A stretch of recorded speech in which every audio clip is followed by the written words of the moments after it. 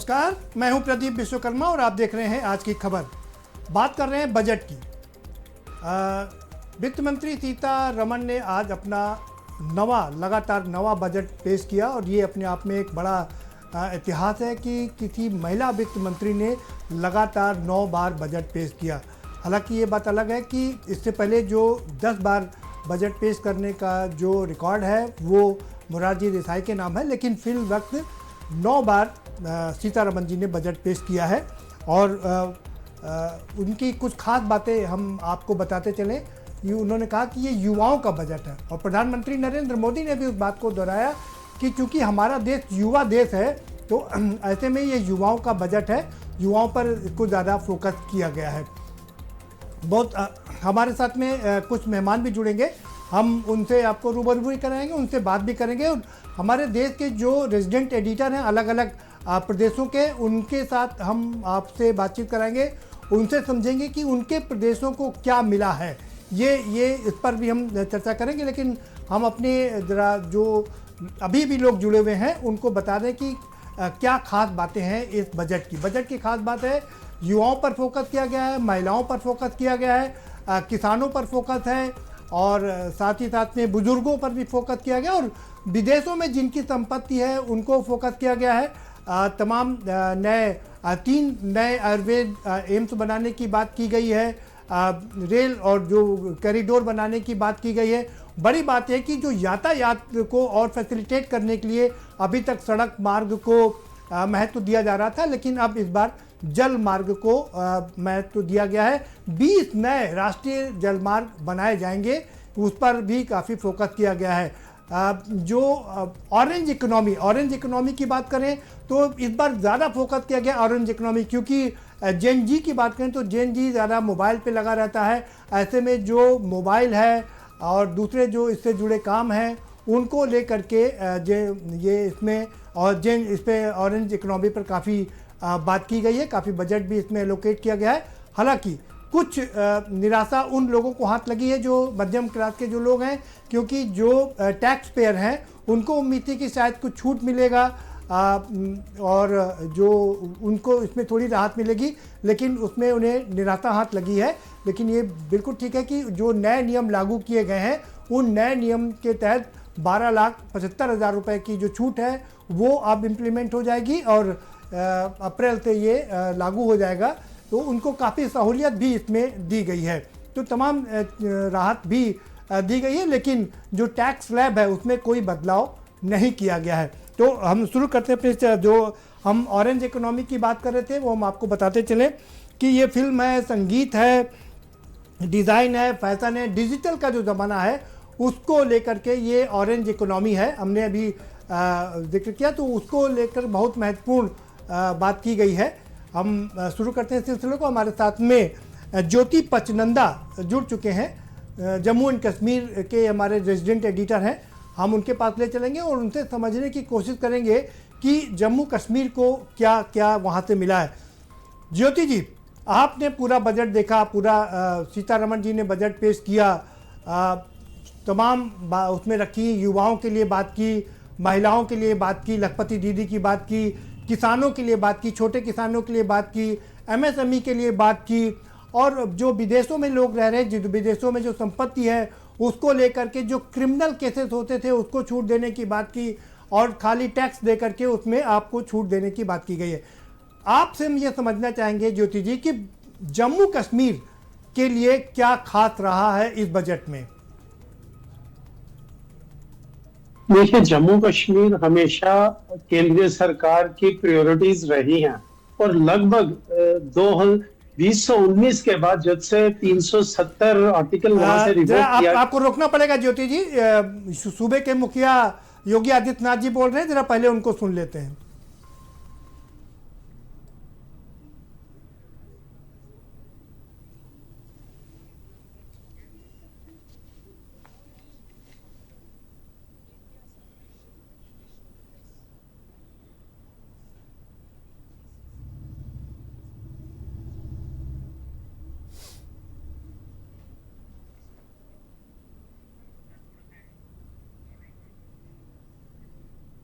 ठीक है।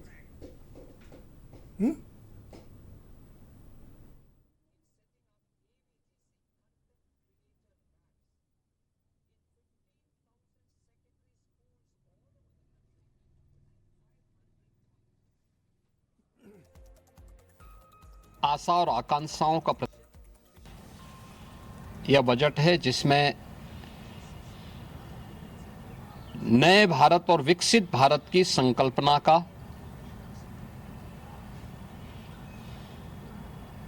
दृष्टि स्पष्ट दिखाई देती है। 12 लाख करोड़ रुपए से अधिक की पूंजी कैपिटल एक्सपेंडिचर के लिए, एक सुदृढ़ इंफ्रास्ट्रक्चर के लिए बजट में प्रावधान करना,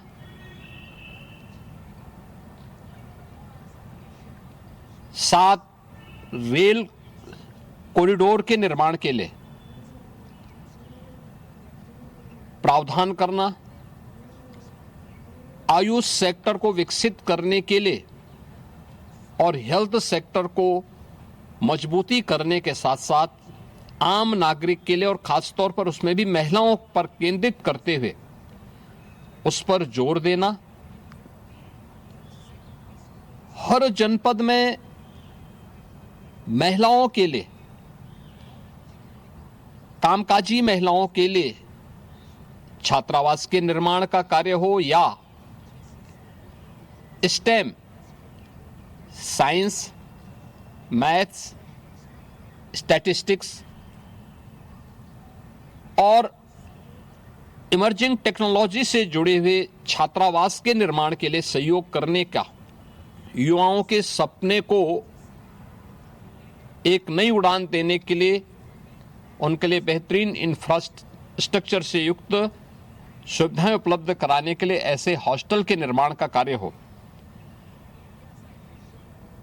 नौजवानों के लिए हर एक सेक्टर में अवसर उपलब्ध हो,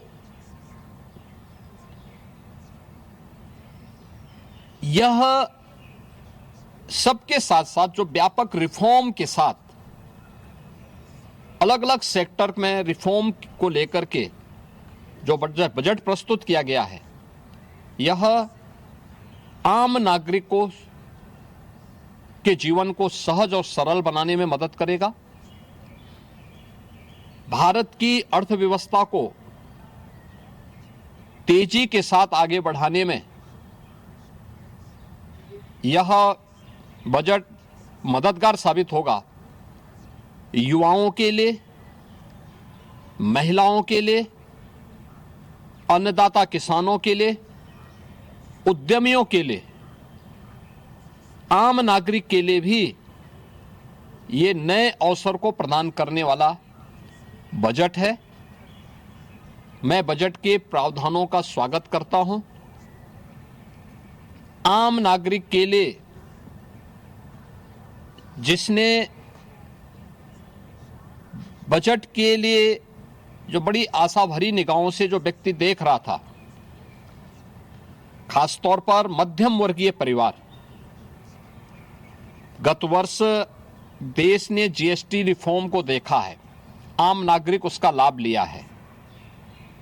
इनकम टैक्स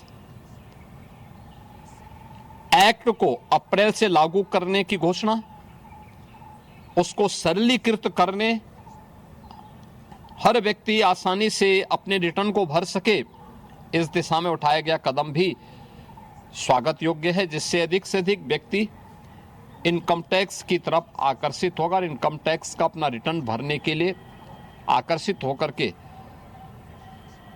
प्रवर्तमान नेशनल बिल्डिंग के कार्यक्रम में वह भी अपना योगदान दे सके। इस दृष्टि से यह अत्यंत महत्वपूर्ण कदम है। मैं कह सकता हूं कि यह बजट समाज के प्रत्येक तबके को, युवा हो, महिलाएं हो, अन्नदाता किसान हो, उद्यमी हो, इन सब को ध्यान में रख करके बनाया गया नए भारत का। जी, तो ये थे योगी जी, सूबे के मुखिया, जो बता रहे थे कि कैसे बजट को शानदार रखेगा, आम आदमी के लिए ये नए एवेन्यूज़ खोलेगा और कैसे इंफ्रास्ट्रक्चर पर लाखों करोड़ रुपए खर्च किए जाएंगे, उन सब की चर्चा कर रहे थे, बता रहे थे कि ये बजट देश के विकास को आगे बढ़ाएगा और काफ़ी तरक्की करेगा। हमारे साथ में कुछ खास मेहमान जुड़ चुके हैं। हमारे साथ ज्योति पहले ही जुड़े हुए हैं पचनंदा जी, JNK के हमारे रेजिडेंट एडिटर हैं। रेजिडेंट एडिटर बिहार और झारखंड के हमारे साथ कृतज्ञ जी जुड़ चुके हैं, कुंदन कृतज्ञ, और साथ ही साथ में एक बहुत ही खास मेहमान हमारे साथ जुड़ गए हैं, Saket Kushwaha ji. Professor Saket Kushwaha vice chancellor हैं यूनिवर्सिटी के, लद्दाख यूनिवर्सिटी में, और 3 बार के VC रह चुके हैं। और सबसे बड़ी बात यह है कि वो एग्रीकल्चर पर उनका बहुत ही कमांड है, उन्होंने खेती किसानी के लिए बहुत काम किया है। तो उनसे भी हम चर्चा करेंगे। उनसे चर्चा करें उससे पहले हम जरा ज्योति के पास चलते हैं। ज्योति, जल्दी से बताइए क्या क्या हैं चीज़ें जम्मू कश्मीर के लिए इस बजट में। देखिए, जम्मू कश्मीर का बजट कल, बजट सेशन जो विधानसभा का है वो कल जम्मू कश्मीर में शुरू होने जा रहा है, जिसको चूंकि वहां के वित्त मंत्री स्वयं मुख्यमंत्री उमर अब्दुल्ला ही हैं और वो 6 तारीख को इस बजट को पेश करेंगे। लेकिन जो बजट सत्र है वो कल से शुरू हो गया। लेकिन जो केंद्रीय बजट है जो जम्मू कश्मीर को लेकर, मैं पहले भी बता रहा था कि 2019 से लेकर भारतीय जनता पार्टी सरकार के लिए विशेष महत्वपूर्ण रखता है। के लिए इंफ्रास्ट्रक्चर जिस तरफ बढ़ रहा है उस पर वो ध्यान दिया गया है। जो स्टार्टअप्स हैं उन लोगों को, जो युवा हैं उन लोगों को केंद्रित किया गया है, और जो उद्योग वहां पर बंद पड़े हैं उनको रिवाइव करने के लिए प्रयत्न किए जाएंगे इस बजट में। कुल मिलाकर ये एक ऐसा बजट है जो मुझे नहीं लगता कि जो पॉजिटिव विचारधारा वाले लोग हैं वो इसको काफी सराहेंगे भी। लेकिन चूंकि कुछ लोग ऐसे भी हैं जिनको शायद ये रास ना आए, और जम्मू कश्मीर में भारतीय जनता पार्टी की सरकार भी नहीं है, तो इसके चलते हुए इसका काफी विरोध भी होगा, कई त्रुटियां निकाली जाएंगी। लेकिन कुछ त्रुटियां हम भी हैं जो आने वाले समय में हम भी बताएंगे, जो बजट में नहीं है, लेकिन बजट की आड़ में जो खेल होता है उसको हम जरूर प्रकाश में लाएंगे। लेकिन इस बार का जो बजट है वो जम्मू कश्मीर के लिए भी पहले की तरह मुखर और बेहद जिसे लोगों को कह रही सराहनीय रहा। कोई एक योजना ज्योति जी, कोई एक योजना जो खास जम्मू कश्मीर के लिए की गई है उसका अगर आप जिक्र करना चाहें तो हमारे दर्शकों तक वो बात पहुंचा। जम्मू कश्मीर में सबसे ज्यादा पर्यटन और उद्योग है जिस पर फोकस करना बड़ा जरूरी है, क्योंकि जम्मू कश्मीर की जो इकोनॉमी है वो टूरिज्म पर ही आश्रित रहती है, चाहे वो रिलीजियस टूरिज्म हो या कश्मीर घाटी का टूरिज्म हो, वहां पर लोग आना चाहते हैं। लेकिन डिफेंस, जम्मू कश्मीर का नाम और डिफेंस पे चर्चा ना हो ये भी पॉसिबल हो नहीं सकता। और इसके चलते हुए जम्मू कश्मीर को जो इस बार जो जैसे मैं बता रहा हूं कि ठीक है, पीपल फ्रेंडली बजट जिसे कहा जा सकता है। ज्योति जी, आपकी पीपल फ्रेंडली है और सभी के लिए इस बजट में कुछ ना कुछ जरूर है। और कल आपके यहाँ बजट प्रस्तुत होगा राज्य का, उसमें भी देखना होगा कि वो केंद्रीय बजट को किस तरीके से लेते हैं। बने रहिए हमारे साथ में। हम कुंदन जी के पास चलते हैं। कुंदन कृतज्ञ बिहार से हमारे सहयोगी हैं, रेजिडेंट एडिटर हैं। कुंदन, बिहार और झारखंड बहुत ही महत्वपूर्ण स्टेट है। बिहार क्या है इस बजट में बिहार के लिए और झारखंड के लिए? बिहार झारखंड की चर्चा करने के पहले बस एक वाक्य में, एक सेंटेंस यही कहूंगा कि कहीं ना कहीं जैसी अपेक्षा थी उस अपेक्षा के मुताबिक इस बार का भी बजट जो था वो चुनावी बजट के रूप में पेश होकर रह गया है। क्योंकि अगर हम पूर्वोत्तर राज्यों की बात कर लें या बंगाल की बात कर लें तो पूर्वोत्तर राज्यों और बंगाल के हिस्से में बहुत कुछ आया है। बिहार और झारखंड की अगर बात करें तो इन्हें एक ऐसा झुंझुना दिया गया है जिसमें आवाज भी नहीं है। 7 हाई स्पीड रेल कॉरिडोर की घोषणा की गई है, जिसमें जो बिहार के हिस्से आ रहा है वह वाराणसी से सिलीगुड़ी है। इसमें बिहार को स्पेसिफिक या एक्सक्लूसिव कुछ भी नहीं मिल रहा है। बिहार को बस उससे फायदा यह होगा कि चूंकि वह हाई स्पीड रेल कॉरिडोर जो है वाराणसी से सिलीगुड़ी कनेक्ट करेगी तो बिहार होकर जाएगी, बस एक फायदा यह है। इसके अलावा बिहार की अपनी अपेक्षा थी कि कहीं ना कहीं बाढ़ से, जो हर साल बाढ़ की विभीषिका आती है, उससे राहत के लिए एक स्पेशल पैकेज का अनाउंसमेंट हो जाए, या विशेष राज्य का दर्जा। हर साल दर साल इस बात की मांग उठती रही है कि बिहार के विकास के लिए एक विशेष राज्य का दर्जा दिया जाए, विशेष पैकेज की घोषणा की जाए। तो ऐसी कोई बात निकलकर सामने नहीं आई है। बिल्कुल। अब मैं बात करता हूं झारखंड की। आपको रोकना चाहेंगे, आपने बिल्कुल ठीक बात कहा। बिहार एक ऐसा स्टेट है जहां पर बाढ़ से हर साल बहुत नुकसान होता है। और वहाँ की नदी को, कोसी नदी को सारो नदी भी कहा जाता है, जो हर साल 3 से 4 किलोमीटर आगे पीछे हो जाती है। वाकई क्या इसके लिए कुछ भी योजना नहीं बनाई गई है? देखिए, मैं आपको एक चीज बता दूं कि अभी तक के जो बजट के सार को मैंने देखा है या अभी तक जो देख सकने में कामयाब रहा हूं, उसमें बिहार के लिए ऐसी स्पेसिफिक कोई योजना की चर्चा नहीं की गई है। अब सबसे अहम बात आपको बता दें कि बिहार अपने पैकेज के लिए केवल एक फायदा यह होता दिख रहा है कि स्पेशल जो टैक्सेशन में होता है उसमें बिहार को 1,46,000 करोड़ रुपए का एक सेंट्रल टैक्स का हिस्सा मिलेगा। इसके अलावा बिहार को और कुछ मिलता हुआ नहीं दिख रहा है। और जाहिर सी बात है कि बिहार पिछले, ये सभी स्टेट को मिलेगा कुंदन। ये तो 1.46 लाख का जो बजट वो शेयर है वो सभी स्टेट को मिलेगा इसमें। खास बिहार के बात, आप बने रहिए हमारे साथ में। हमारे साथ प्रोफेसर साकेत कुशवाहा जी जुड़े हुए हैं और हम आपका उनसे तारुफ करा देते हैं। वो वर्तमान में वाइस चांसलर हैं यूनिवर्सिटी ऑफ लद्दाख के। उससे पहले भी वो वाइस चांसलर रह चुके हैं राजीव गांधी सेंट्रल यूनिवर्सिटी के अरुणाचल प्रदेश में। और उससे पहले वाइस चांसलर ललित नारायण महिला यूनिवर्सिटी बिहार के भी वाइस चांसलर रह चुके हैं। बहुत स्वागत है साकेत जी आपका। आप चूँकि एग्रीकल्चर में एक्सपर्ट हैं तो सबसे पहला सवाल आपसे यही कि हमारे किसान भाइयों के लिए जो अनाउंसमेंट हुआ कि छोटे किसानों के लिए ऋण देने की बात की गई है, कैसे देखते हैं इस बजट को? पहली प्रतिक्रिया आपकी। पहली प्रतिक्रिया तो नमस्कार से शुरू होती है। सभी को नमस्कार, वंदन। और दूसरी बात ये बता दूं कि वो यूनिवर्सिटी का नाम बिहार का था ललित नारायण मिथिला यूनिवर्सिटी दरभंगा, महिला नहीं था। जी जी। तो वो भी एक जरूरी है करेक्शन, नहीं तो बोलेंगे मिथिला कब बन गई, महिला कब बन गई। खैर, अब हम आते हैं बजट पे। तो आदरणीय प्रदीप जी, आप ये जानते हैं कि बजट तो 2-3 पुल एंड पुश फैक्टर से ही चलता है।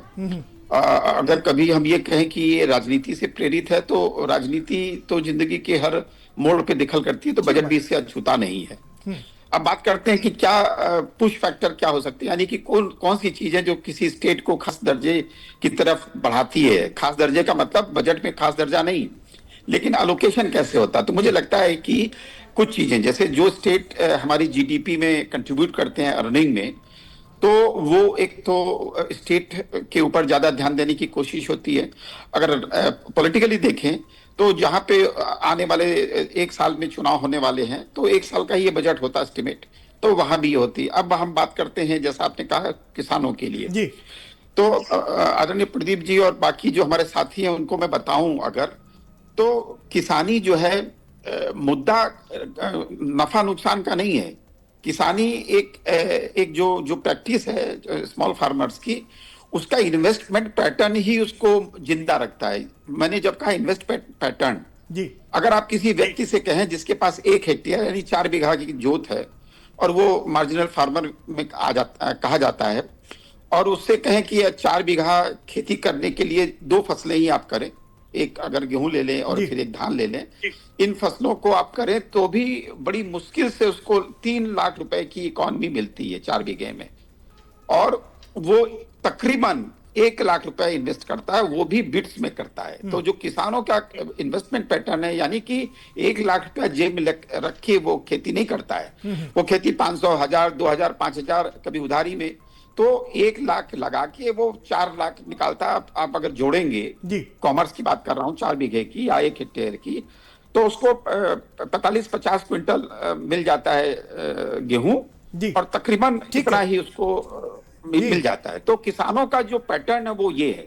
अब उनके लिए क्या है बजट में, आप ये जानना चाहते हैं? साकेत जी, आपको कुछ रोकना पड़ेगा। हमारे भारतीय जनता पार्टी के राष्ट्रीय अध्यक्ष नितिन नवीन जी कुछ कह रहे हैं, ये सुन लेते हैं, ये फिर उसके बाद चर्चा जारी रखेंगे।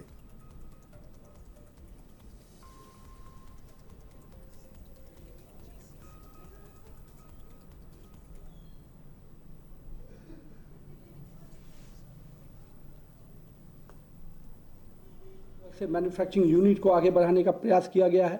इस बजट के में नए रोजगार के सृजन के अवसर को उत्पन्न किया गया है। मैं मानता हूं कि जिस प्रकार से सेमीकंडक्टर, इलेक्ट्रॉनिक्स, स्पोर्ट्स, बायोफार्मा, ऐसे कई अन्य क्षेत्रों को जिस प्रकार से सरकार का इंसेंटिव मिल रहा है, कहीं 40,000 करोड़ का सेमीकंडक्टर्स के क्षेत्र में, 10,000 करोड़ का बायोफार्मा में जो सपोर्ट सिस्टम खड़ा हुआ है, ये सपोर्ट सिस्टम स्पष्ट रूप से सरकार की इस मंशा को दोहराता है कि हम नए रोजगार के सृजन की दिशा में आगे बढ़ रहे हैं।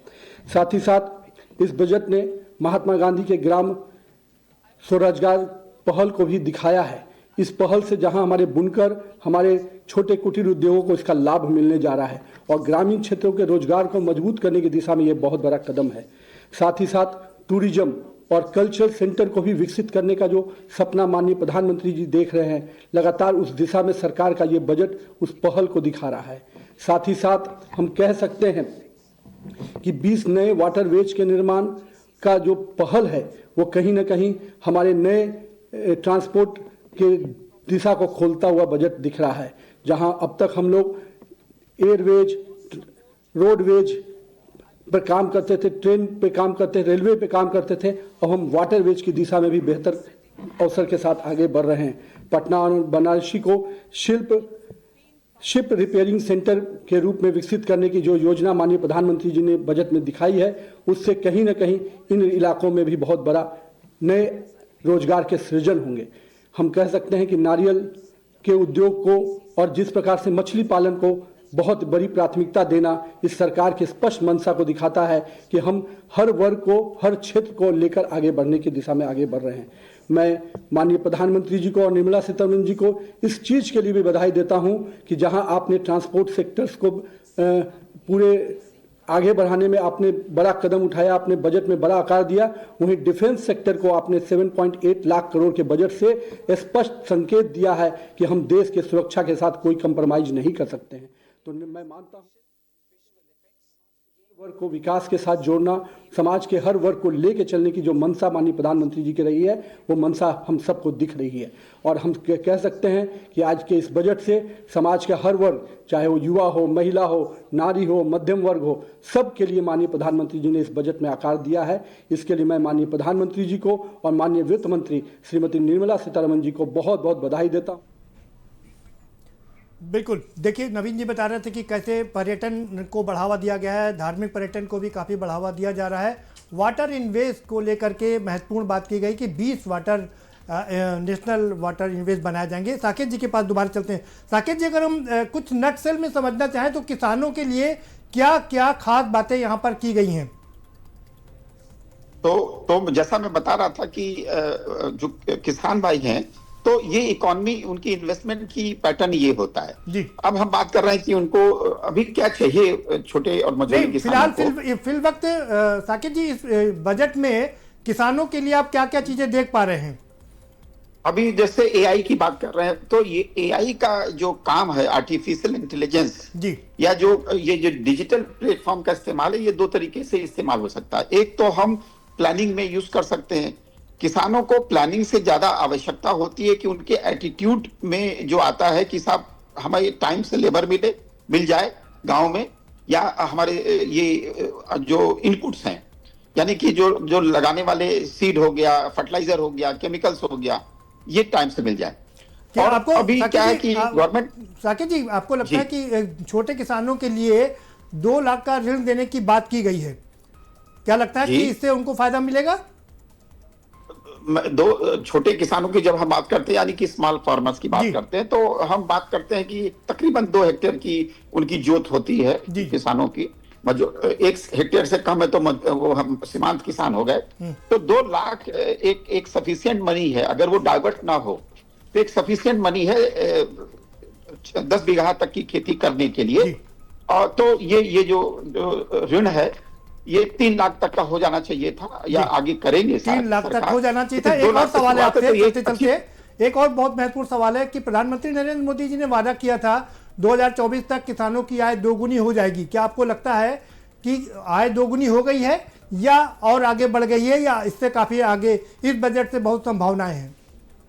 मैं बताऊं कि जिस साल को ये माना गया कि इस साल के कंपैरिजन में आय दुगनी हो जाएगी, तो दुगनी तो हो गई है, लेकिन इतना छोटा आय है, आय का ब्रैकेट छोटा है। जैसे उदाहरण के तौर पे अगर माननीय प्रदीप जी आपको ये बताऊं जल्दी से कि अगर एक 20,000 रुपए महीना कमाने वाला व्यक्ति है, वो भी 2,40,000 साल में कमा लेता है। 2,40,000 जैसी चीजों को इतनी इनकम खेती से निकालने के लिए आपके पास कम से कम 3 हेक्टेयर की खेती होनी चाहिए। बिल्कुल। और कम से कम आपको 8 लाख 9 लाख रुपए का रिटर्न आना चाहिए, जो किसानी से नहीं मिलता है। तो ये तो यही कारण है कि हमारी जो आय है, इनकम है, जो एवरेज इनकम है वो बहुत ज्यादा नहीं। हालांकि हम वर्ल्ड की तीसरी चौथी इकोनॉमी बन गए हैं, लेकिन जो हमारा इनकम है वो इनकम उतनी नहीं बढ़ पाई है। अगर हम दूसरे देशों की बात करें, जहां अमेरिका की बात करें तो 90,000 करोड़ है, 90,000 है, हमारे पास हम कुल 3,000 रुपया कर पाते हैं। जी जी, तो उसके पीछे कारण आप प्रदीप जी जानते हैं कि जनसंख्या का जो प्रेशर है हमारे यहाँ 140 करोड़ से ज्यादा जनसंख्या है। हम ग्लोब का 1/8 है तकरीबन, वर्ल्ड की सबसे ज्यादा पॉपुलेटेड कंट्री में आते हैं। तो होता क्या है कि डिस्ट्रीब्यूशन, जैसे आप अगर कोई एक बात की बात बताएं कि आपके पास 1 किलो खाना है और 2 लोग खाने वाले हैं तो आधा किलो मिल जाएगा एक दिन में। लेकिन अगर 10 जने खाने वाले हैं तो आपको 100 ग्राम मिलेगा, जो आपकी जरूरत पूरा नहीं करता है। बिल्कुल। तो इनकम का जो रिटर्न है वो ठीक है किसानों का, लेकिन दिक्कत क्या, वो जरूरतें पूरी नहीं कर पा रहा है, इसलिए गरीबी बढ़ती जा रही है। और दूसरा, जो हमने जैसे जब प्रयास किया कि सबको भूखा न जाने दे बिस्तर पे, तो अगर 80 करोड़ को 2014 में हम खाना दे रहे थे मुफ्त का 5 किलो अनाज, आप जरा देखने का प्रयास करें कि कैसे आज भी 10 सालों बाद वो 80 करोड़ का नंबर घट नहीं रहा है। तो प्रयास ये होना चाहिए। उसके 2 कारण हो सकते हैं, या तो ज्यादातर लोग जिनको जरूरत नहीं वो भी इसको ले रहे हैं। दूसरा, ये भी एक मानसिकता हो सकती है जो एक आम प्रचलन की बात है डेवलपिंग कंट्री में कि साहब सरकारी माल है, मिल रहा है तो उसको ले लो।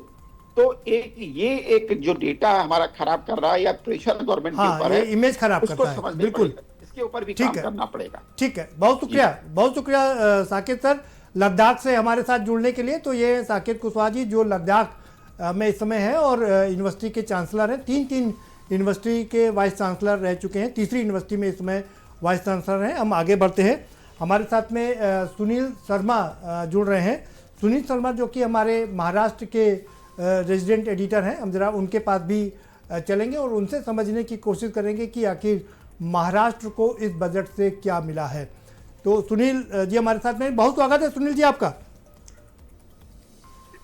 जी बिल्कुल, बहुत उठापटक चल रही है आपके यहाँ। तो एक अनफॉर्चुनेट घटना घटी, अजीत पवार नहीं रहे, उसके बाद से उनकी पत्नी सुनेत्रा पवार बहुत ही कम दिनों में 3 दिन के अंदर ही उप मुख्यमंत्री बन गई और एनसीपी का दोनों का झगड़ा भी अभी फिर से शुरू हो गया है। जो यूनिफिकेशन होना था वो भी नहीं हो रहा है। खैर हम उस पर बाद में बात करेंगे। फिल वक्त जो बजट में आप देख पा रहे हैं कि महाराष्ट्र में बजट से क्या मिला है।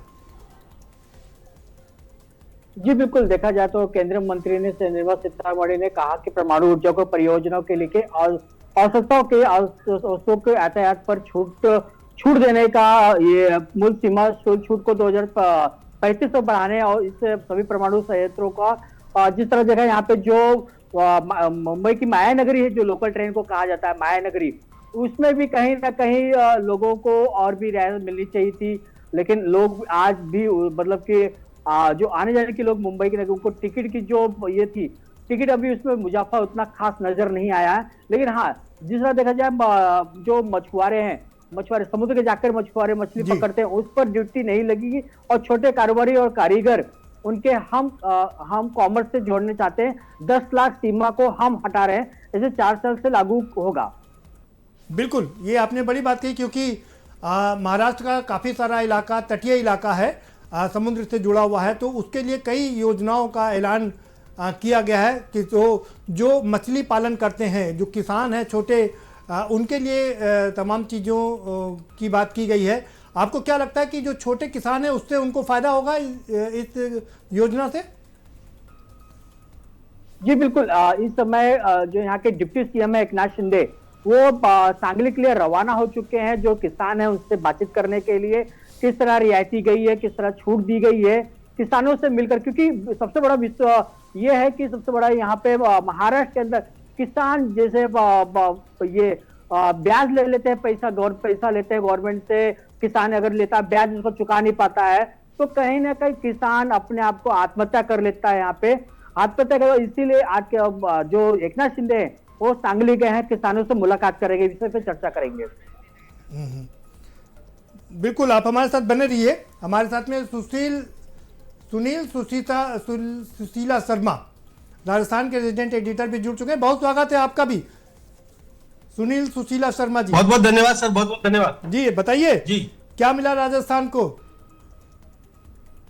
जी हाँ, राजस्थान की अगर बात करें तो राजस्थान में अगर डायरेक्ट तरीके से पूछा जाए तो इस तरीके से नहीं, परंतु इस बजट से बहुत सारे फायदे राजस्थान को होने वाले हैं। सबसे पहले मैं मेरे उस सब्जेक्ट की बात करूं जो मेरा मेन सब्जेक्ट है, किसान की बात करें तो पशुपालन और मत्स्य पालन जैसे जो छोटी चीजें हैं जिनसे छोटे किसानों को फायदा होने वाला है, उसमें बहुत सारी चीजें निर्मला सीतारमण ने बहुत सारी घोषणाएं की हैं जिनसे कि किसानों को बहुत ज्यादा फायदा होने वाला है। लेकिन एक दूसरी चीज और उन्होंने कही है, क्योंकि राजस्थान पर्यटन की दृष्टि से एक बहुत महत्वपूर्ण स्थान रखता है और पर्यटन की दृष्टि से एक जनरल पर्यटन की बात करें तो जनरल पर्यटन तो राजस्थान का फेमस है ही, परंतु उन्होंने इको टूरिज्म शब्द एक यूज किया है। इको टूरिज्म का मतलब है एग्रो टूरिज्म। एग्रो टूरिज्म वो टूरिज्म जिसमें कि आप लोगों को बुलाकर उसको फसल संबंधी बातें, किसान से संबंधित बातें, खेतों से संबंधित बातें, या यूं कहें कि किसान के खेत को एक टूरिज्म सेंटर में बदलने का जो एक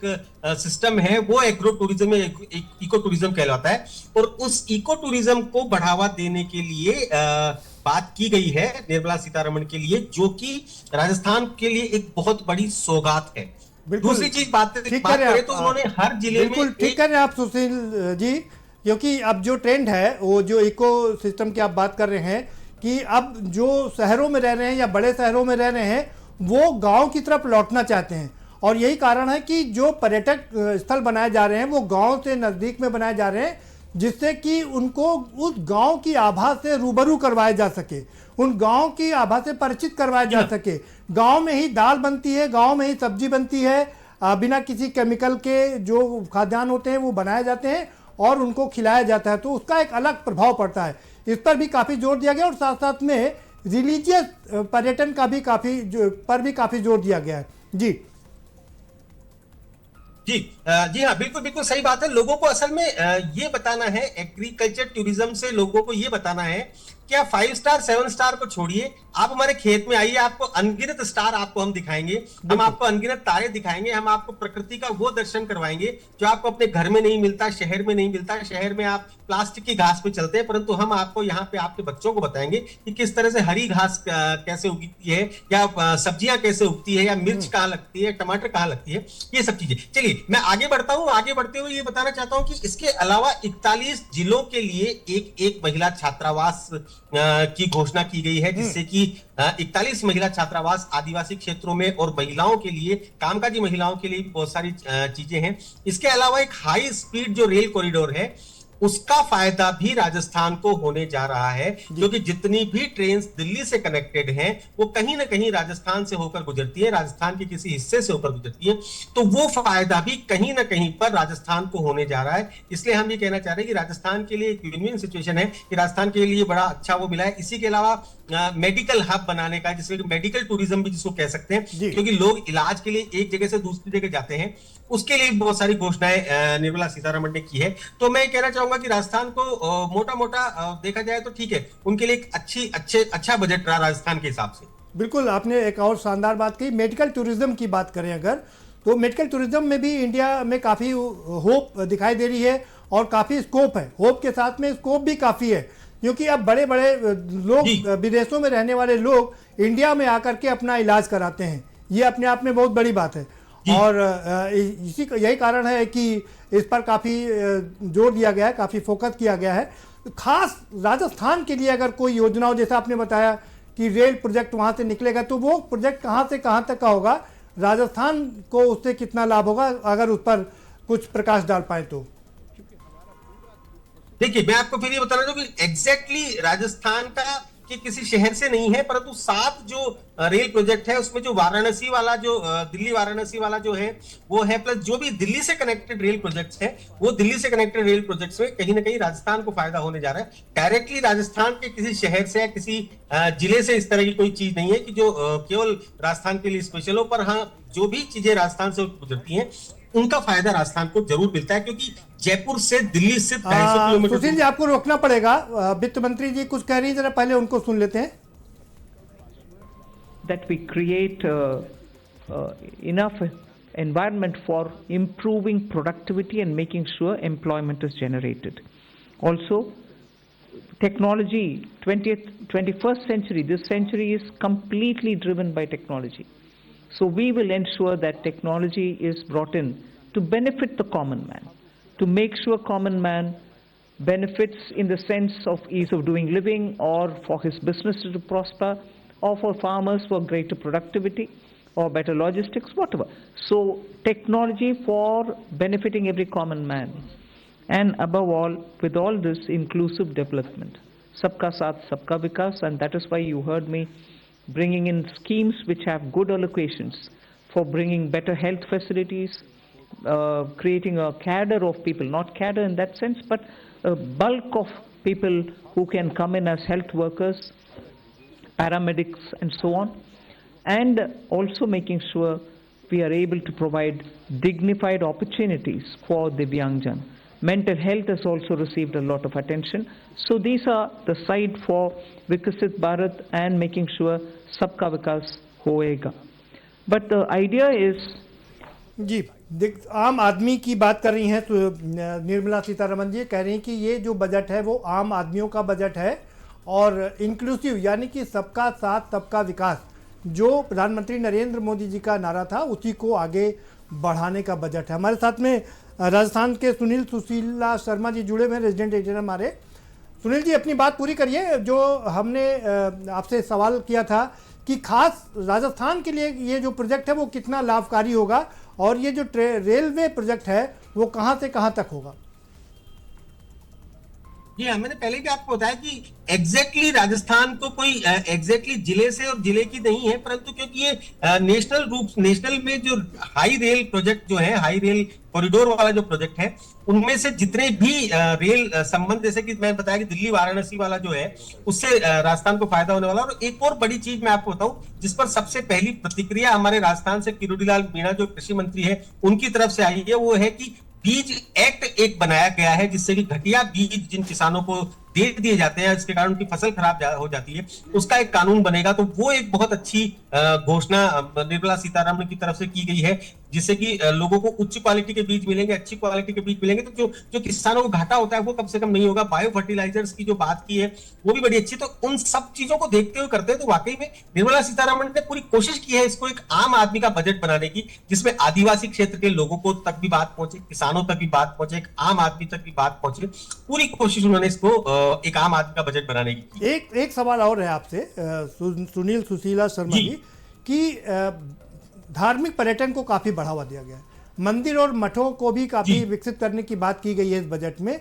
आपके यहाँ एक पुष्कर झील भी है, पुष्कर जहाँ पर अकेला विष्णु भगवान का मंदिर है। तो क्या पर्यटन के हिसाब से भी वहाँ पर कुछ योजनाओं का लाभ मिलने वाला है?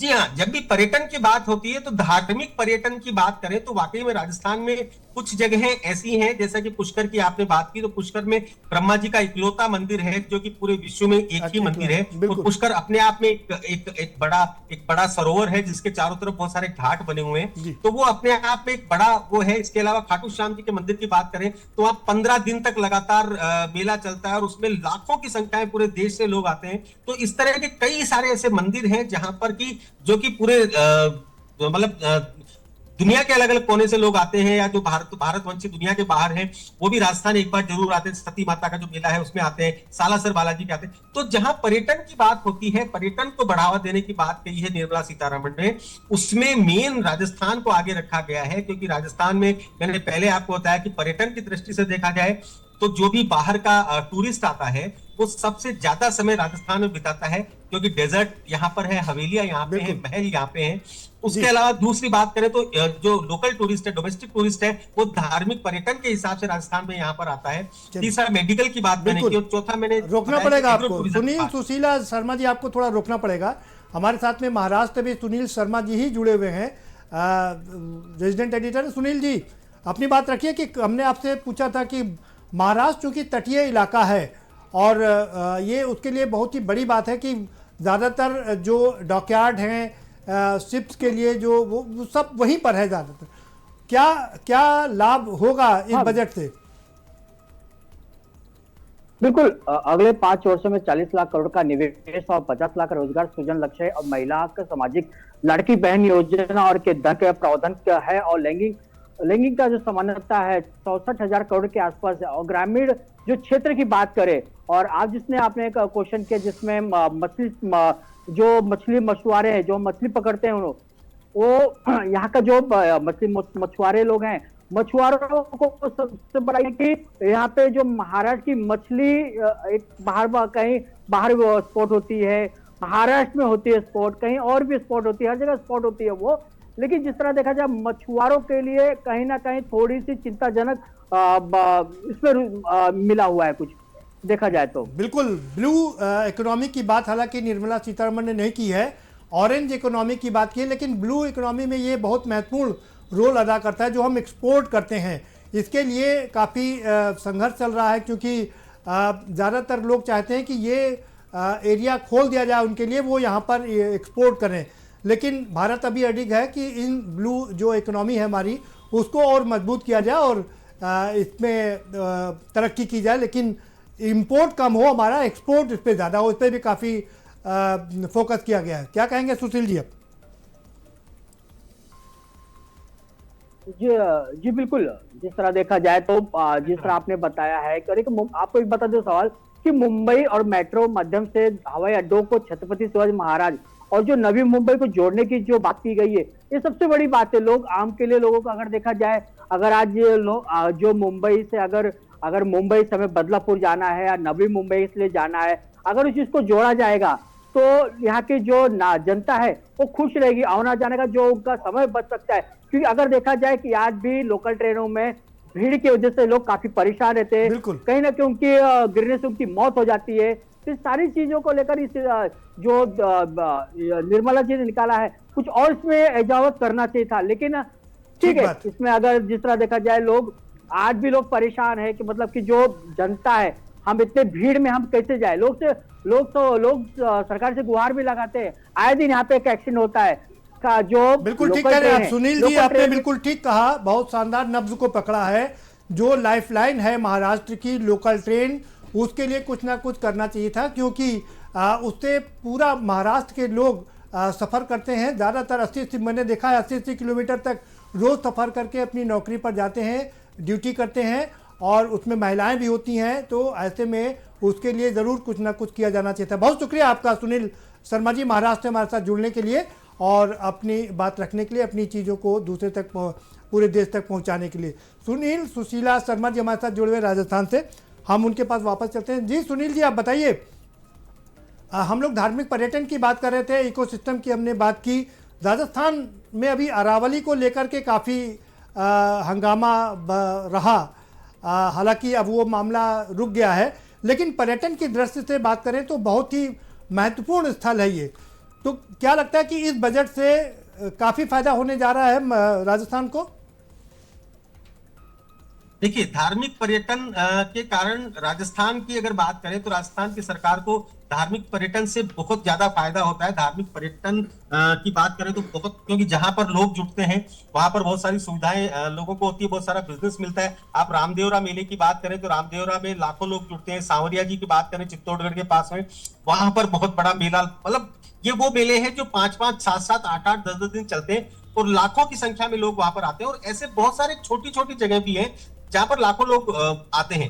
तो धार्मिक पर्यटन को बढ़ावा देने के लिए, जहां पर, क्योंकि इसमें धार्मिक पर्यटन को एग्जैक्टली नाम नहीं दिया गया है, परंतु क्योंकि पर्यटन को नाम दिया गया है और उसे ये भी कहा गया है कि जो अंतर्राष्ट्रीय पर्यटन है और जो डोमेस्टिक पर्यटन है, जो डोमेस्टिक टूरिज्म है, साफ शब्दों में बढ़ावा दिया जाएगा। साफ शब्दों में कहा गया है मंदिर और मठों को बढ़ाया जाएगा। ईस्टर्न की बात करें, पूर्वी राज्यों की बात करें तो साफ कहा गया उसमें जो मंदिर हैं, मठ हैं, उनको बढ़ाया जाएगा, उनको विकसित किया जाएगा। जैसे हमारे उत्तर प्रदेश में अयोध्या का विकास किया गया माफ करिएगा, तो वो आज अंतर्राष्ट्रीय हब बन गया है। वाराणसी का कॉरिडोर की अगर हम बात करें, इसी तरह मथुरा में भी विकास किया जा रहा है। तो ये एक बहुत बड़ा हब, आज सबसे ज़्यादा फुटफॉल की अगर हम बात करें तो उत्तर प्रदेश में इन्हीं सब जो स्थल हैं उनकी वजह से ही हो रहा है। तो राजस्थान इस लिहाज से काफ़ी महत्वपूर्ण है। जी हाँ, बहुत महत्वपूर्ण है। और दूसरी बात ये भी है कि जब डोमेस्टिक टूरिस्ट जब निकलता है तो वो बहुत सारी चीजों को देखता हुआ निकलता है। अगर हम बात करें मथुरा वृंदावन की बात करते हैं तो वो क्योंकि राजस्थान की सीमा पर आते हैं, आगरा कोई आता है तो राजस्थान की सीमा पर आता है, तो वो फिर वहां से राजस्थान को भी विजिट करते हुए निकल जाते हैं, क्योंकि वहां से सिर्फ 150 किलोमीटर पर मेहंदीपुर बालाजी है, और उसके बाद में खाटू श्याम जी आते हैं, और उसके बाद सालासर बालाजी आते हैं। तो ये सब एक एक एक एक सर्कल इनका बनता है। और वाकई में यहाँ जैसे इन मंदिरों को अगर बढ़ावा देते हैं तो धार्मिक पर्यटन की दृष्टि से लोगों को बहुत फायदा होगा। बिल्कुल। एक और इसी से जुड़ा एक और सवाल है सुनील सुशीला शर्मा जी, कि रोजगार की बात की गई है और ये नवाचार है, इसमें रोजगार गाइड हो या दूसरे और जो लोग इससे जुड़े हुए हैं माफ करिएगा, जैसे टैक्सी वाले हैं, तो उस पर्यटन से जुड़े हुए तमाम लोगों को रोजगार भी मिलता है। गाइड के लिए भी काफ़ी कुछ सहूलियत यहाँ पर दी गई है। क्या लगता है कि इससे रोजगार भी बढ़ेगा और प्रदेश की आर्थिक तरक्की भी होगी? पर्यटन टूरिस्ट प्लेस से बढ़िया रोजगार सेंटर कोई भी नहीं है। मैं आपको एक उदाहरण देना चाहता हूं। आज से अगर 15 से 20 साल पहले की बात करते हैं तो जैसलमेर का उदाहरण मैं देना चाहता हूं। जैसलमेर के बारे में कहा जाता है कि वहां कुछ भी नहीं उगता है, लेकिन अगर आज आप वहां जाएंगे तो डेजर्ट में आपको बहुत सारे कैंप नजर आएंगे, बहुत सारे टेंट नजर आएंगे, वो उग जाते हैं। वो टूरिस्ट के जो टूरिज्म समय होता है उसमें उग जाते हैं। और एक एक जो स्विस टेंट है, एक एक का जो किराया होता है वो एक दिन का 5 से 10 हजार के बीच में होता है, और वो सैकड़ों संख्या में है। मतलब कई सारे कैंप्स हैं, होटल इंडस्ट्री वहां पे बड़ी अच्छी चलती है। तो मैं यही कहना चाहता हूँ कि टूरिज्म जब बढ़ता है तो वहां पर रोजगार अपने आप बढ़ जाता है। वहां चाय वाले से लेकर वहां पर होटल तो चलो एक सबसे मेन चीज है ही, परंतु जो बाहर के जो आम आदमी है, जो आम आदमी का रोजगार है वो बढ़ता है। मेडिकल स्टोर का रोजगार अपने आप बढ़ जाता है, चाय वाले का रोजगार अपने आप बढ़ जाता है, कपड़े वालों का अपने आप बढ़ जाता है। और सबसे खास बात हैंडीक्राफ्ट बिजनेस, जो यहाँ का मेन बिजनेस माना जाता है, शिल्प का जो बिजनेस माना जाता है, वो सबसे मुख्य है राजस्थान का, वो अचानक से बढ़ जाता है। क्योंकि बाहर से जो आदमी आता है वो वहां की कोई ना कोई लोकल चीज, हाथ से बनी हुई चीज को जरूर लेकर जाता है। और इस शिल्प कला को और हैंडीक्राफ्ट को बढ़ाने के लिए भी निर्मला सीतारमण ने कुछ घोषणाएं और की हैं, जो कि उनको बढ़ाने के लिए की गई है। उसका सीधा फायदा भी राजस्थान को होने जा रहा है। बिल्कुल, तमाम चीज़ें मशहूर है। नागरा भी वहाँ का बहुत मशहूर है। हम जयपुर की अगर हम बात करें तो वो आपका लोकल ब्रांड, जैसे हमारे यहाँ उत्तर प्रदेश में ODOP की बात की जा रही है, 1 डिस्ट्रिक्ट 1 प्रोडक्ट की, तो जयपुर का जो नागरा है उसके और जो लोकल चीज़ें हैं वहाँ की, उनके विकास के लिए कोई योजना आपको दिखाई दे रही क्या इसमें? देखिए, जब हैंडीक्राफ्ट की बात आती है तो हैंडीक्राफ्ट में बहुत सारी चीजें हैं। जो कि राजस्थान की बात करें, खाली जयपुर की बात करें तो हैंडीक्राफ्ट में बहुत कुछ है। स्टोन हैंडीक्राफ्ट यहाँ पे देखिए, कपड़े के रिलेटेड जो चुंदड़ी का जो साफा है या उसके जो बंधेज की जो साड़ियां होती हैं, ये हैंडीक्राफ्ट में आती हैं। उस पर जो काम होता है जरी का, वो हैंडीक्राफ्ट में आता है। जूतियां नागरा जिसकी आपने एक बात करी, वो आती है। चमड़े के बेल्ट की बात करें तो वो यहाँ पर उससे कशीदाकारी, यहाँ तक कि ज्वेलरी की जो चीजें हैं वो भी जयपुर से ही रिलेटेड है। और पत्थर पे नक्काशी वाली जो चीजें बनती है वो भी जयपुर से रिलेटेड। जयपुर हैंडीक्राफ्ट का एक बहुत बड़ा हब है। राजस्थान अपने आप में बहुत बड़ा हब है। तो जब हैंडीक्राफ्ट की बात होती है तो उसका सबसे ज्यादा फायदा अगर कहीं मिलता है तो राजस्थान को ही मिलता है। बिल्कुल ठीक बात है। बने रहिए आप हमारे साथ में। हम बता दें कि चूंकि अमेरिका ने हम पर 50% का टैरिफ थोप दिया था, तो उसकी वजह से जो हमारा इंडस्ट्री है और ख़ासकर जो हमारी चमड़े की इंडस्ट्री है उस पर काफ़ी प्रहार हुआ था। क्योंकि जो छोटे छोटे हमारे उद्योग हैं, MSME में जो लोग आते हैं, छोटा छोटा व्यापार करते हैं, उद्योग करते हैं, उनके लिए मुश्किलात पेश आ रही थी। क्योंकि वो जो बड़ी कंपनियां हैं उनसे माल नहीं खरीद रही थी और इस वजह से MSME में काफ़ी सारी दिक्कतों का सामना करना पड़ रहा था। लेकिन अब जिस तरीके से 27 तारीख को 27 कंट्री के साथ में, यानी कि यूरोपियन कंट्रीज़ के साथ में ये अभी समझौता हुआ है, FTA का, फ्री ट्रेड एग्रीमेंट का जो समझौता हुआ है, वो अपने आप में बहुत ज़बरदस्त है। उसकी भी चर्चा आज इस बजट में की गई है कि निर्मला सीतारमण ने इसमें कहा कि जो हमारा अभी FTA हुआ, हालांकि वो अभी अब से 6 महीने बाद इम्प्लीमेंट होगा, लेकिन उसमें इन्हीं सारी चीज़ों को रखा गया है कि जो हमारा लेदर का एक्सपोर्ट है, जो अमेरिका की वजह से काफ़ी कम हो गया था, वो लेदर का एक्सपोर्ट यहाँ पर बढ़ेगा। फार्मास्यूटिकल की बात करें तो फार्मा का भी यहाँ पर काफ़ी एक्सपोर्ट होगा। तो कोशिश ये की जा रही है कि हम अपना इंपोर्ट कम करें और एक्सपोर्ट ज़्यादा करें। आप देखिए, हमने जो वहाँ पर छूट पाई है वो हमने 97.5% की छूट दी है उनको, वहाँ से जो हम सामान इंपोर्ट करेंगे 27 कंट्रीज को, लेकिन हम जो यहाँ से करेंगे वो 99.5% सामानों पर हमको छूट मिलेगी। यानी कि अब जो हमारे यहाँ के लोग उन सामानों को एक्सपोर्ट करेंगे उन पर कस्टम ड्यूटी कम लगेगी, उन पर ड्यूटी कम लगेगी, तो वो पूरे यूरोप में अपने सामान को बेच सकते हैं, भेज सकते हैं और इससे काफ़ी लाभ होगा। तो जो प्रोडक्शन है, जो प्रोडक्शन का पहिया थम सा गया था, वो पहिया फिर से एक बार बहुत तेज़ी से चलने लगेगा। तो ये अपने आप में बड़ी बात है।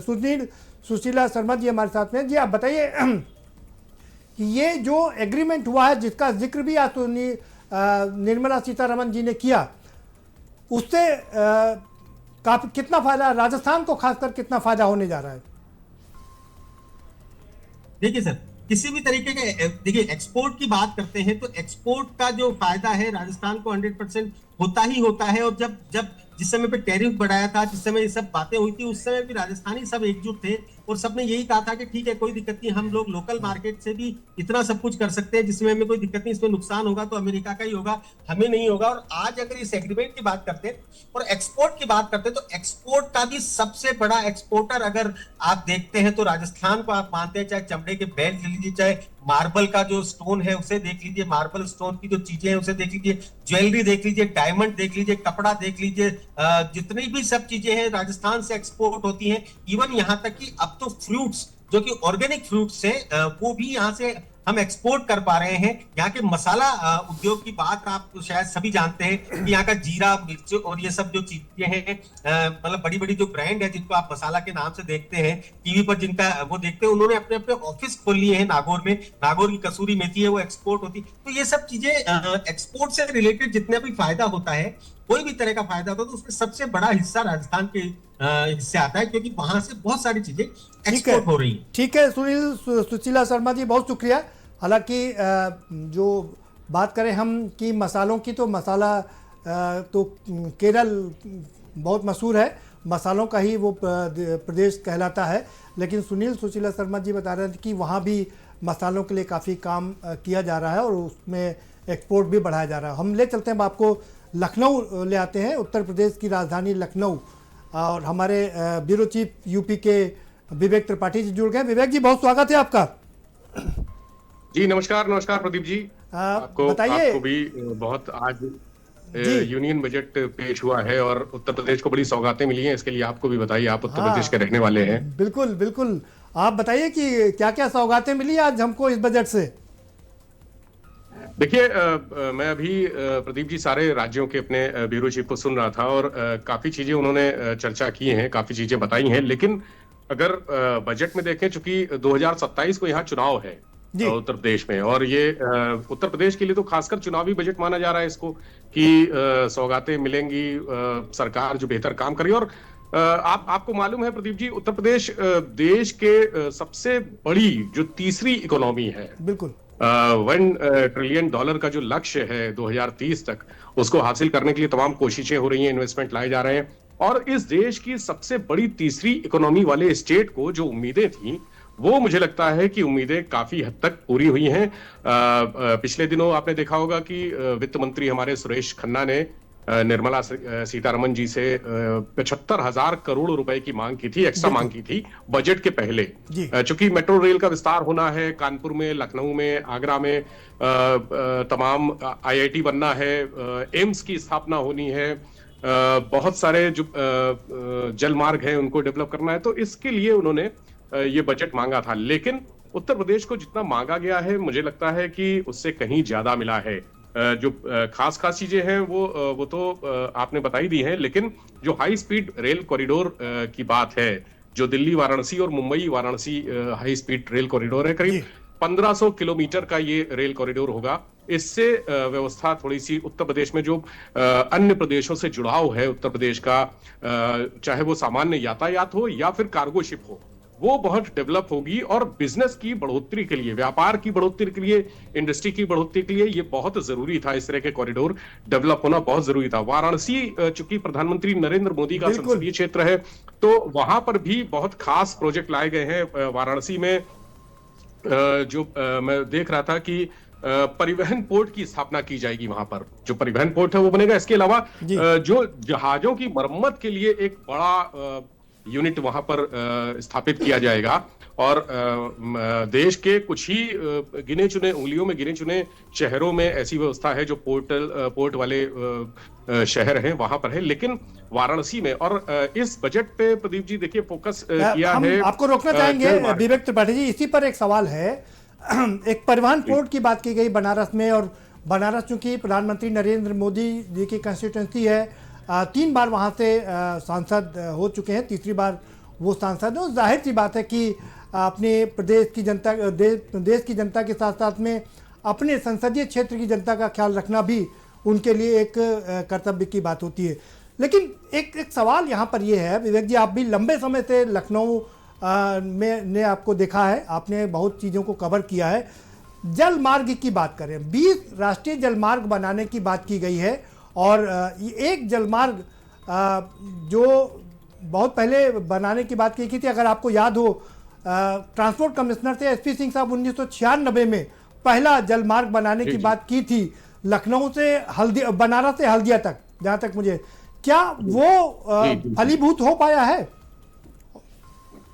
देखिए कोलकाता तक पूरा वो जलमार्ग था, बहुत बड़ा प्रोजेक्ट था।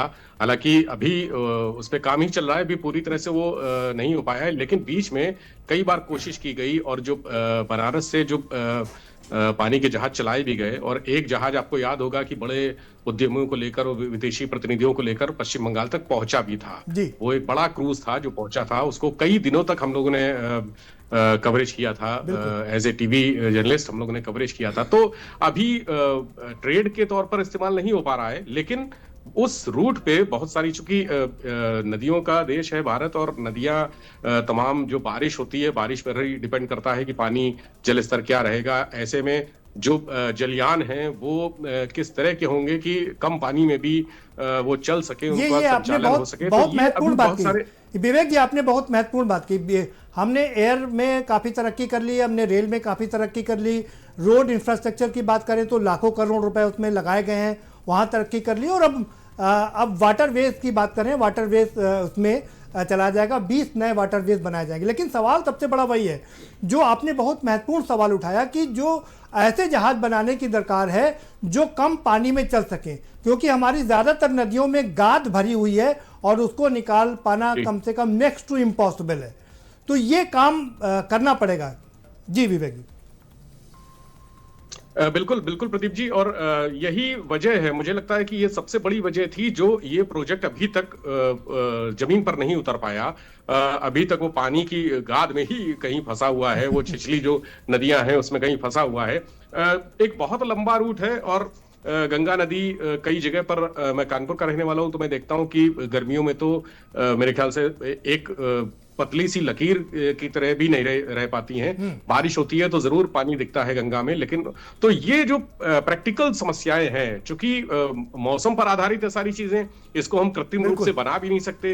तो ये जो प्रैक्टिकल समस्याएं हैं ये अभी इसके आड़े आ रही हैं, और इनका कोई तोड़ भी ढूंढा जा रहा है। आपको याद होगा कि एक नदियों का नेटवर्क जोड़ के बनाने की बात हुई थी, हालांकि वो प्रोजेक्ट बहुत ज्यादा सक्सेसफुल नहीं हो पाया। अटल जी अगर ने वो कुछ ऐसा हो पाता, और जो रिवर्स को लिंक करने की बात कर रहे हैं आप, वो अटल जी की योजना थी, बहुत ही महत्वाकांक्षी योजना थी वो। जी जी जी। तो अगर ऐसा कुछ हो जाता तो शायद ये जो आपने बताया ये प्रोजेक्ट है यहाँ से लेकर हल्दिया तक, वो शायद कुछ सफलता मिलती। लेकिन जल जो यातायात है उस पर फोकस इसलिए किया जा रहा है क्योंकि हमारा जो सड़क का नेटवर्क है, जो ट्रेन का नेटवर्क है, जो हवाई नेटवर्क है, वो कहीं ना कहीं इतना कंजेस्टेड हो गया है कि अब वहां पर भी मारामारी हो गई है। और सड़क पर तो जाम ही लगा रहता है, बहुत अच्छा नेटवर्क नहीं था। अभी इधर 2017 के बाद से जरूर उत्तर प्रदेश में कुछ सड़क का अच्छा नेटवर्क बनाया गया है।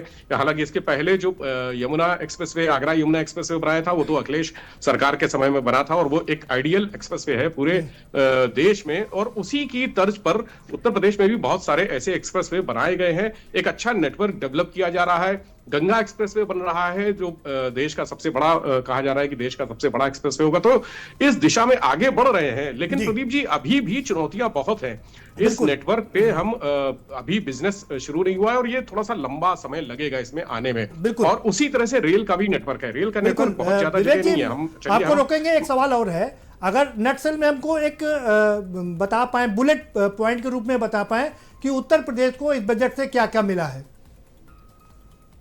देखिए, सेमीकंडक्टर पार्क नोएडा का बहुत बड़ा प्रोजेक्ट है और वो मिला है, एम्स मिला है, आईआईटी मिला है, हालांकि इसकी डिमांड पहले ही रखी गई थी। मेट्रो रेल का विस्तार मिला है।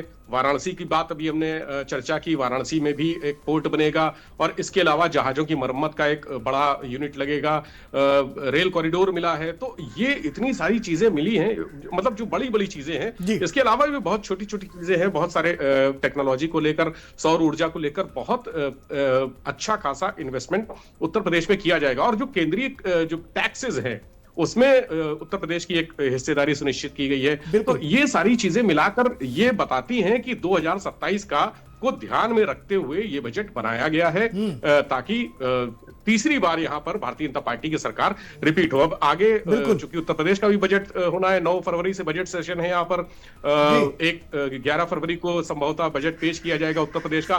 पिछली बार आपने देखा प्रदीप जी 8 लाख करोड़ के ऊपर का बजट था। अब की बार और बढ़ सकता है बजट, वो भी चुनावी हो सकता है। तो कुल मिला के उत्तर प्रदेश को बहुत सारी चीजें मिलने वाली हैं। रोजगार मिलेगा, इंफ्रास्ट्रक्चर का डेवलपमेंट होगा, यातायात की सुविधाएं बढ़ेंगी, महिला सशक्तिकरण होगा। बिल्कुल विवेक जी, सारी चीजें। और बहुत शानदार विश्लेषण किया आपने बताया कि कैसे चूंकि चुनावी वर्ष है ये, अगले साल जनवरी फरवरी में चुनावी वो शुरू हो जाएगा और बजट नहीं आ पाएगा नेक्स्ट ईयर। अगर हम सेंट्रल की बात करें, 9 तारीख से अपना उत्तर प्रदेश का बजट भी शुरू हो जाएगा। ये भी एक बजट होगा, उस पर भी हमारी निगाहें जरूर रहेंगी कि कैसे वो क्या ये भी चुनावी बजट होगा, क्योंकि अगले साल 2027 में उत्तर प्रदेश में चुनाव है और भारतीय जनता पार्टी की कोशिश ये रहेगी कि वो तीसरी बार बहुमत की सरकार बनाए, जैसा कि दावे और वादे किए जा रहे हैं कि 2017 को यहाँ पर रिपीट किया जाएगा, जिसमें 325 से ज़्यादा सीटें मिली थी। बहुत शुक्रिया विवेक जी अपना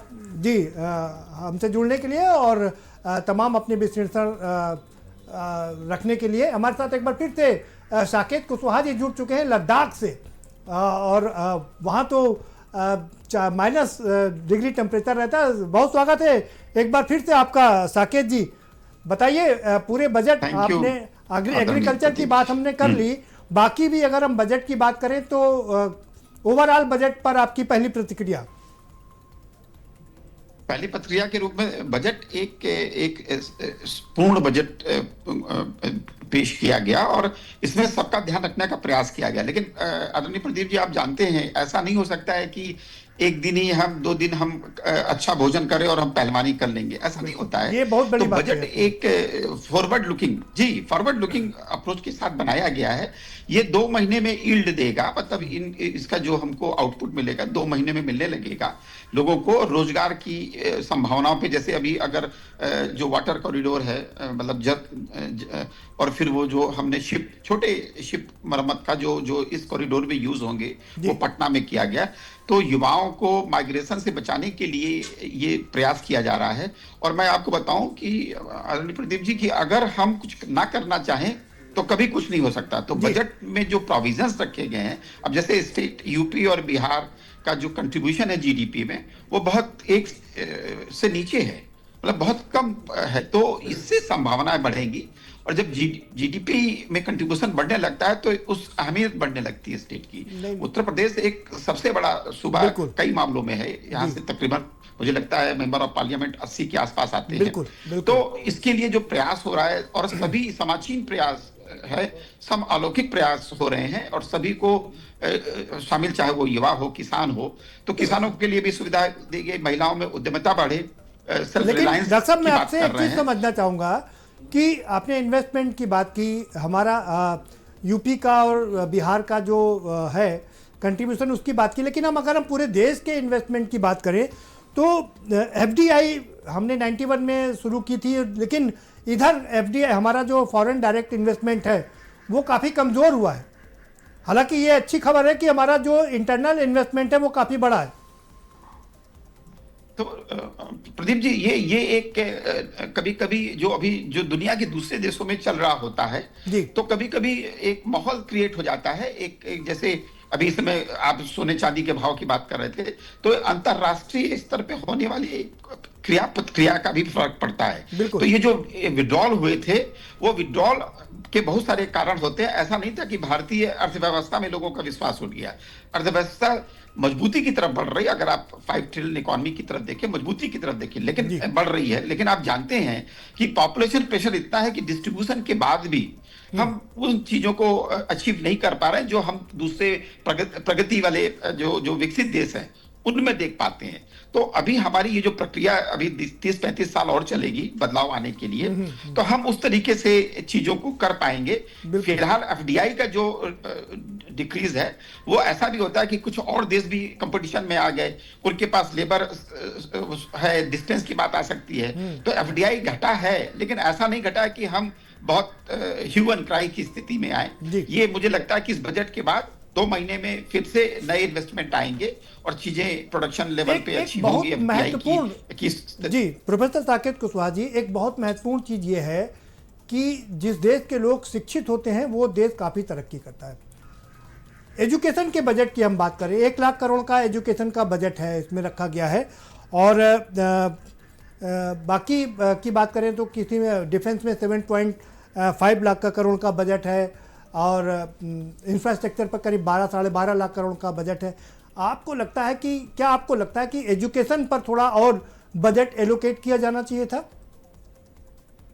नहीं, ये आप सही कह रहे हैं कि लेकिन अभी जो बदलाव आने वाले हैं, जैसे पहले हेकी था, अभी हम उच्चतर शिक्षा अधिष्ठान की बात कर रहे हैं, तो जब ये आएगा तो इसमें रिसर्च कंपोनेंट के लिए देखिए, ये इन्वेस्टमेंट ज्यादातर हमारे रिसर्च को मार्केट में कैसे तब्दील करें। सिर्फ पेटेंट बढ़ाने से काम नहीं चलेगा। वो जो पेटेंट हो रहे हैं नहीं, ये मार्केट में कितने आप ठीक कर रहे हैं कि R&D पर हमको फोकस करना पड़ेगा, लेकिन दोनों जगह कहीं ना कहीं आपको लैकिंग दिखाई दे रही कि R&D पर भी हम उतना, रिसर्च एंड डेवलपमेंट पर भी हम उतना खर्च नहीं कर पा रहे हैं, और शिक्षा पर भी हम इस समय 2.5% के आसपास खर्च कर रहे हैं, जबकि बाकी के देशों की बात करें तो 10% के आसपास खर्च करते हैं। जी, तो ये ज्यादातर यूएनडीपी ने, यूनिसेफ वगैरह या यूएन ऑर्गेनाइजेशंस ने इसके एक मानक तय किए हैं। कहीं कहीं 28% तक हो रहा है, ऐसा नहीं है। जी। लेकिन क्या है कि हमारी जरूरतें दूसरे तरीके की ज्यादा हैं। तो शिक्षा में जो कर सकते हैं, देखिए हमारे यहाँ शिक्षा का ज्यादातर खर्चा कहाँ जाता है, वो जो हमारे पास फेलोशिप्स हैं, अम्ब्रेला फेलोशिप्स, यानी कि जिनके पास नहीं है उनको भी शामिल करने के लिए जो खर्चे होते हैं वो ज्यादा खर्चे हो रहे हैं। तो अब कुछ दिनों में, क्योंकि हम ये मान के चलते हैं कि शिक्षा सबका सार्वभौमिक अधिकार है, या कि बाय बर्थ उसका राइट है, तो उसके लिए जो इक्विटेबिलिटी और हम फिर बात करते हैं एक्सेसिबिलिटी की बात करते हैं, तो उसके लिए जो प्रयास हो रहे हैं, इसलिए इस पे खर्चे ज्यादा हो रहे हैं। अब जब ये एक सेटिस्फाई सेक्टर हो जाएगा तो फिर हम रिसर्च R&D पे खर्च करेंगे, इसको कन्वर्ट करेंगे। अभी डिफेंस की बात है, डिफेंस पे हम नहीं जाना चाहेंगे, लेकिन डिफेंस में तब तक अभी हम परचेज कर रहे हैं, लेकिन हमारी अपनी टेक्नोलॉजी भी है। अब आपने देखा होगा स्पेस टेक्नोलॉजी भी आगे बढ़ रही है। अभी दुर्घटना हुई थी, का भी हमने एक्सपोर्ट करना शुरू कर दिया है। जी बिल्कुल ठीक कर रहे हैं डॉक्टर साहब आप। जी, ब्रह्मोस का भी हमने एक्सपोर्ट करना शुरू कर दिया है। कि ये एक कंपोनेंट पूरा हो जाएगा तो फिर हम बाकी कंपोनेंट में आगे बढ़ेंगे। और PM ट्रिपल जैसे जितने भी ये जो हमारे ट्राइबल एरियाज के बच्चे हैं, उनको फीस के साथ 25% ज्यादा पैसा दिया जाता है खर्चे के लिए भी। तो ये सब चीजों होने के बाद, जैसे अब मैं बताऊं, मोटा मोटा लद्दाख के 6000 बच्चे पूरे इंडिया भर में बाहर पढ़ रहे हैं। इन 6000 बच्चों को अगर मंथली एक्सपेंडिचर के साथ देखें तो एक ह्यूज खर्चा है। तब कोई कहे कि साहब क्या फर्क पड़ रहा है, तो उन बच्चों को एक्सपोजर का मौका मिल रहा है। तो अभी हम बच्चों को पढ़ने के लिए प्रेरित कर रहे हैं, इसके बाद हम बाकी कंपोनेंट के ऊपर ध्यान देंगे। तो ये जो एक समुचित व्यवस्था जो है, इंक्लूसिव व्यवस्था जिससे हम कहते हैं, उसके प्रयास हो रहे हैं, ये मेरा मानना है। एक बड़ी महत्वपूर्ण चीज है कि महिलाओं पर भी काफी फोकस किया गया, और जो आवासीय छात्रावास बनाने की बात की गई है महिलाओं के लिए, कि जो ये कितनी महत्वाकांक्षी योजना है और इससे आधी आबादी को कितना लाभ होने जा रहा है? जी, आदरणीय प्रदीप जी, आप ये जान रहे हैं कि सबसे बड़ी प्रॉब्लम है कि जब महिलाओं के सशक्तिकरण की बात करते हैं तो सेफ्टी की बात एक बहुत महत्वपूर्ण मुद्दा है। बिल्कुल। कुछ शहरों में जैसे बेंगलोर और उन शहरों में एक सुविधा दी गई है कैब की, और आप जानते हैं कि जो दुखद स्थिति कई बार पैदा होती है, तो अगर समुचित व्यवस्था जैसे हॉस्टल्स वगैरह ढंग के रहेंगे तो उसमें क्या होगा कि लोगों को वो डर निकल जाएगा कि भाई हम कहाँ पीजी खोजेंगे, कहाँ खोजेंगे। तो इस तरीके की इन्वेस्टमेंट एक भावनात्मक जो विकास करते हैं और आत्मविश्वास पैदा करते हैं, एक तो वो हो जाएगा। इसमें थोड़ा वक्त लगेगा, एक साल में ये सब कुछ नहीं होगा, लेकिन ये बजट जब हम यूज करेंगे तो 4 सालों में ये बदलाव आने लगेंगे और 50% आबादी को बराबरी का मौका देने के प्रयास हमेशा से रहे। ये वही देश है जहां नारायणी की बात हम करते हैं तो कहने में लोगों को या सुनने में विचित्र सा लगेगा, लेकिन क्या है कि प्रयास हमेशा से होते आए हैं। लेकिन क्या है कि अब शिक्षा के साथ आपने अभी एक बात कही कि जो समाज शिक्षित होता है वो कई तरीके से विकास की तरफ दौड़ता है।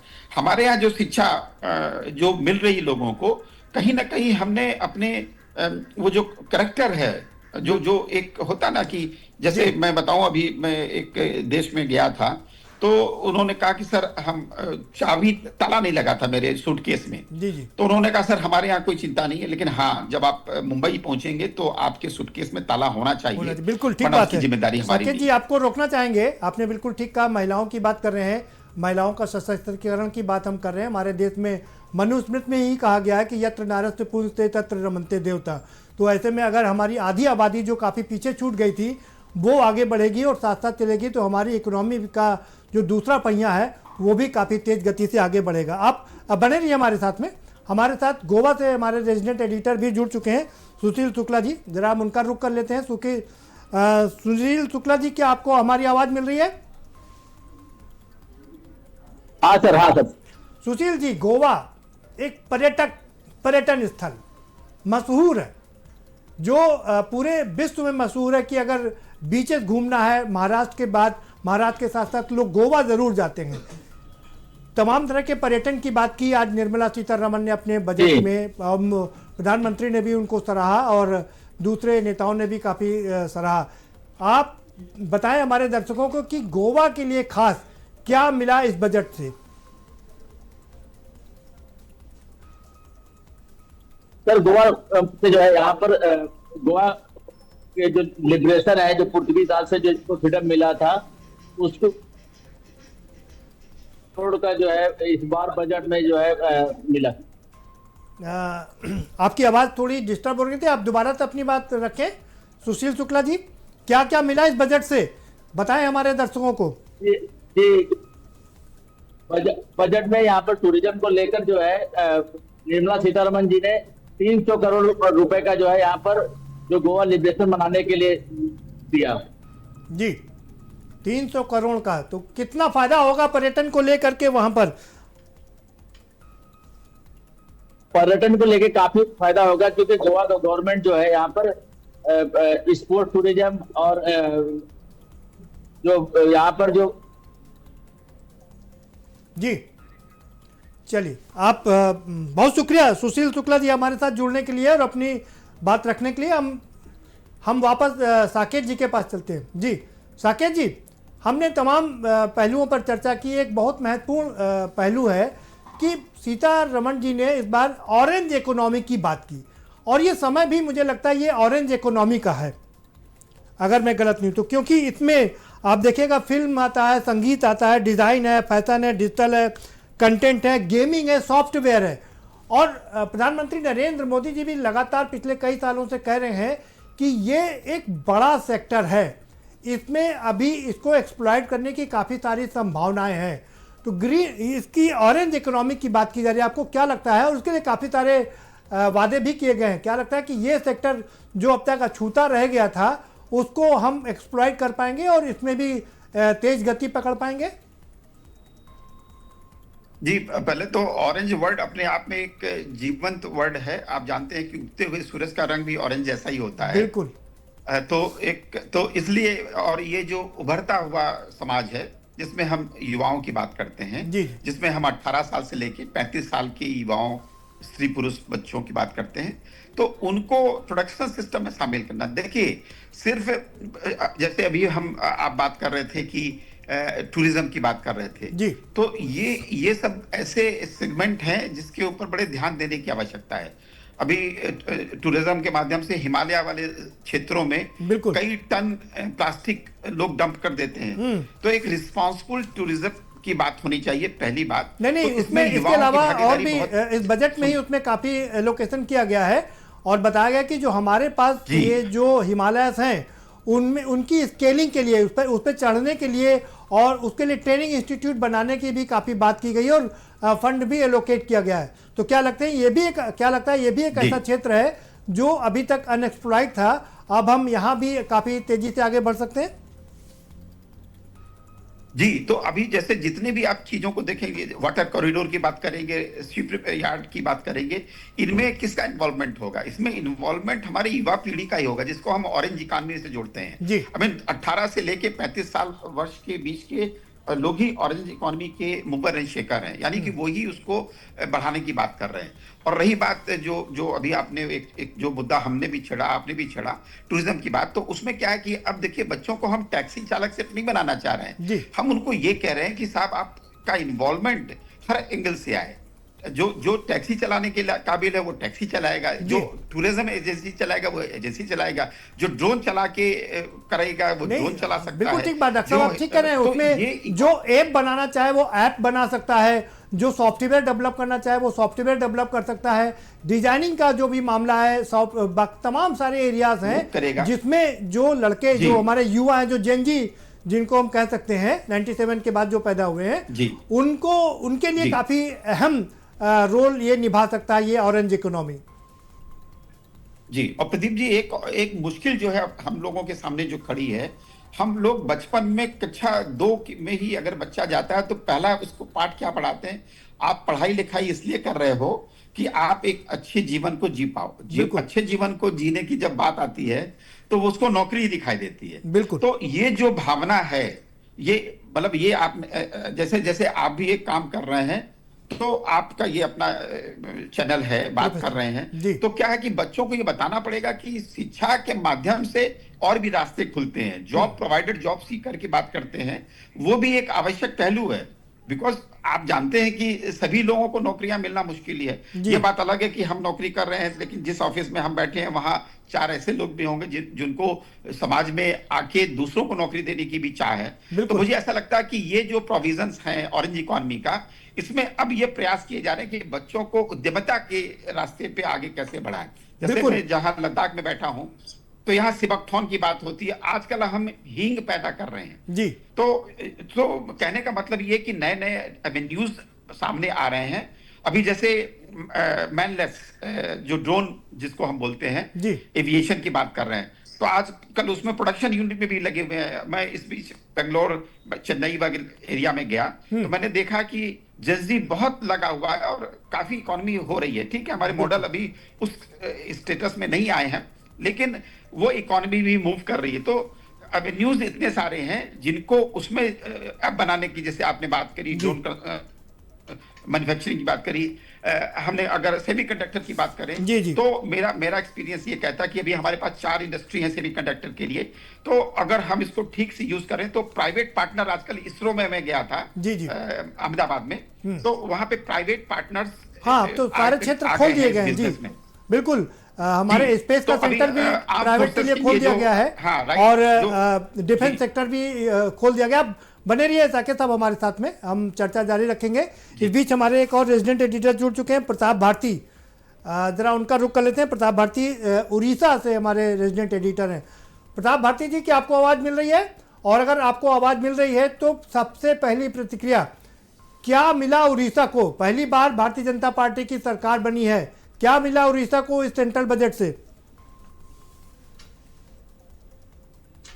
देखिए, अभी तक तो पूरी बात जो आई है सामने, जो छोटे बड़े शहर हैं उनको वो जो 5 लाख के कम की शहर है, ये तो उड़ीसा से शुरुआत होता है, क्योंकि छोटे छोटे शहर भी उड़ीसा में बहुत सारे हैं। इसमें तो उड़ीसा को पहले फायदा होगा, क्योंकि जो 5 लाख से कम आबादी वाले शहर ये उड़ीसा में ज्यादा है। और दूसरी बात यह है, जो महंगाई के बारे में बात की गई है, और जैसे कि अल्कोहल, सिगरेट, ये सब महंगा हुआ है, ये भी उड़ीसा को फायदा होगा, क्योंकि उड़ीसा में ज्यादातर लोग ये सब खा के पी के जो ये कर रहे थे, ये सब कम हो जाएगा इस वजह से, ये भी उम्मीद है। बाकी पूरा बजट जो उपस्थापन किया गया है वो और सारे डिटेल्स आने के बाद मैं प्रतिक्रिया दे पाऊंगा, और हमारे जो अर्थनीतिक विशेषज्ञ है उनका प्रतिक्रिया मैं दे पाऊंगा। बाकी जो भी उड़ीसा, जो भी सारे देश के लिए फायदे के लिए बना गया है, वो भी उसमें से भी उड़ीसा शामिल है। जी प्रताप जी, आपने बिल्कुल बहुत शानदार बात कही कि जो हमारे बड़े शहर हैं वो तो ग्रोथ इंजन है, उसमें कोई शक नहीं है, लेकिन वहाँ एक सैचुरेशन की स्थिति आ रही है, पूरा करीब करीब हो चुका है।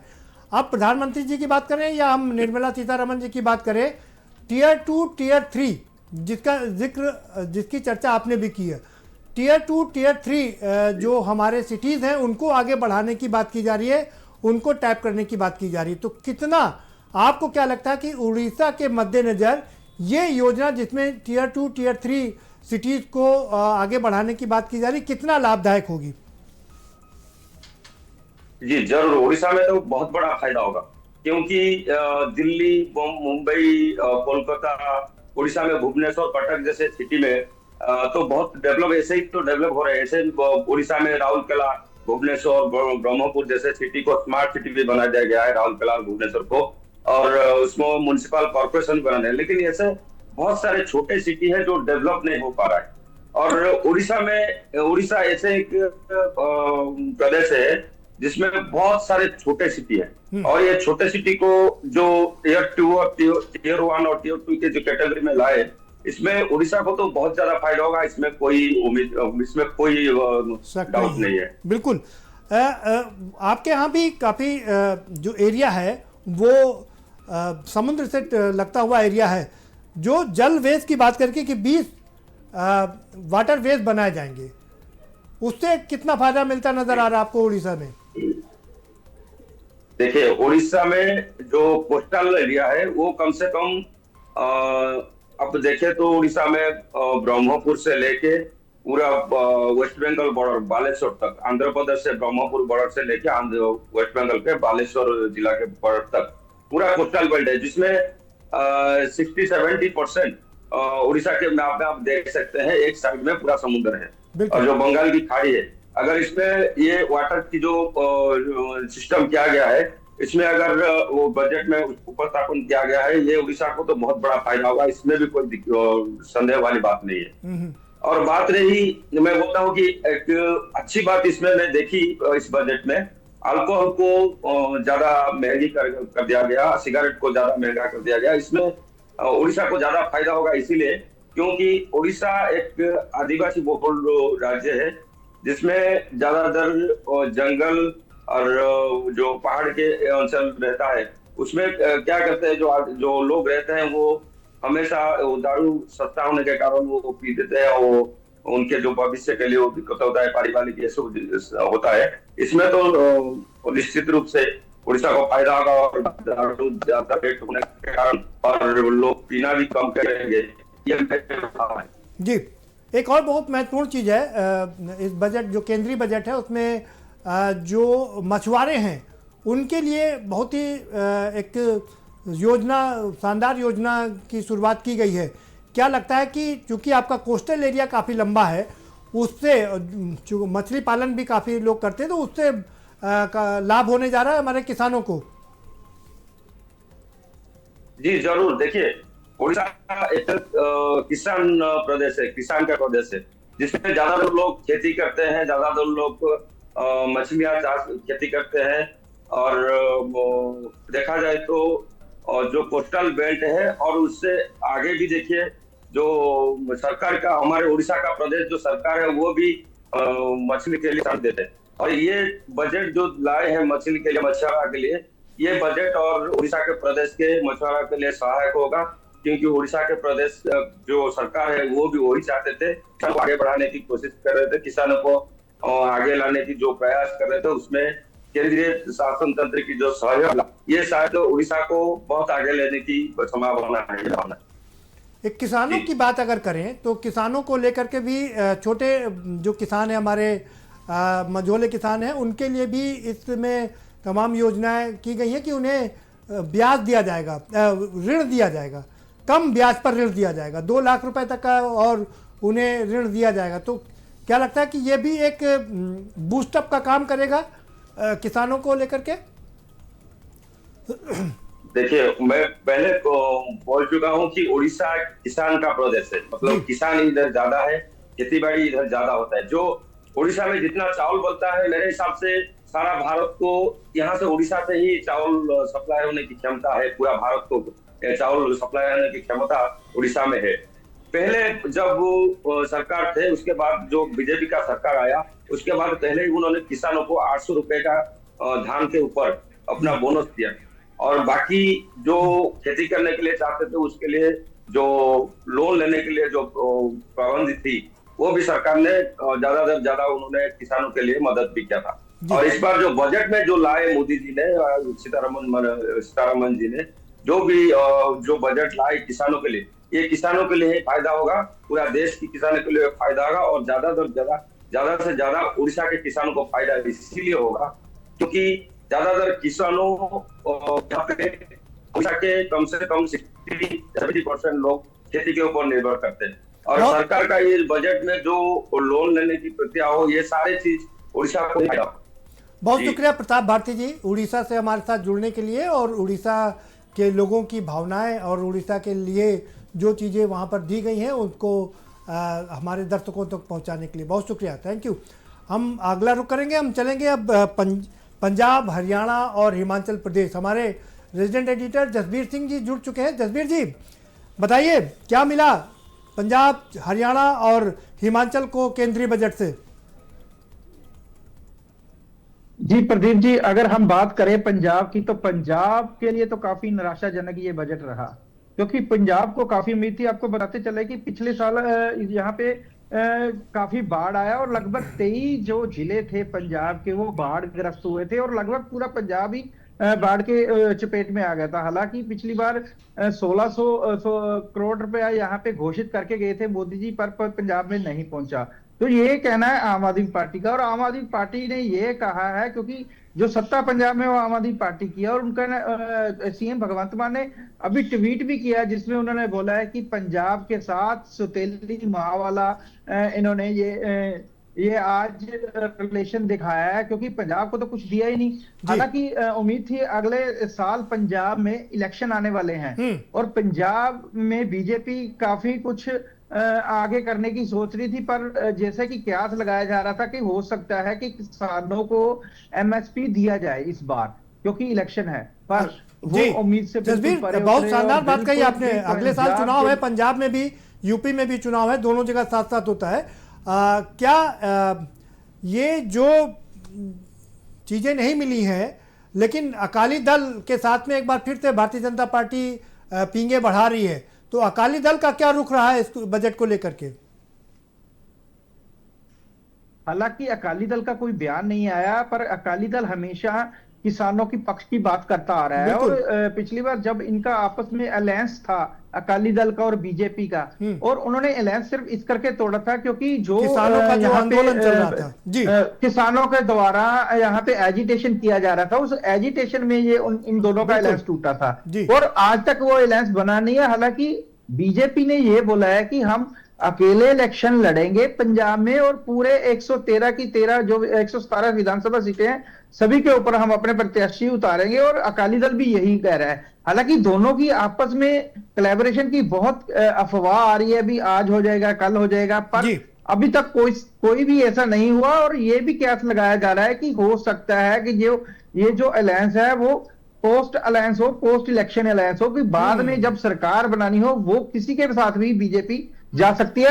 हालांकि बीजेपी कोशिश करेगी कि पंजाब में अकेले लड़े। धीरे धीरे उन्होंने अपना यहाँ पे स्थिति मजबूत करने की कोशिश की है, पर जो आज जो बजट आया यहाँ पे, इस बजट की वजह से हो सकता है बीजेपी को बैकफुट पे चले जाए, क्योंकि किसान काफी निराश नजर आ रहे हैं। किसानों को कुछ भी नहीं दिया और पंजाब को कुछ नहीं दिया। जसबीर हालांकि सिंह किसान जी, ये आप बने रहिए हमारे साथ। आप ठीक करें कि प्रधानमंत्री नरेंद्र मोदी हो या निर्मला सीतारमण, उन्होंने कह दिया था कि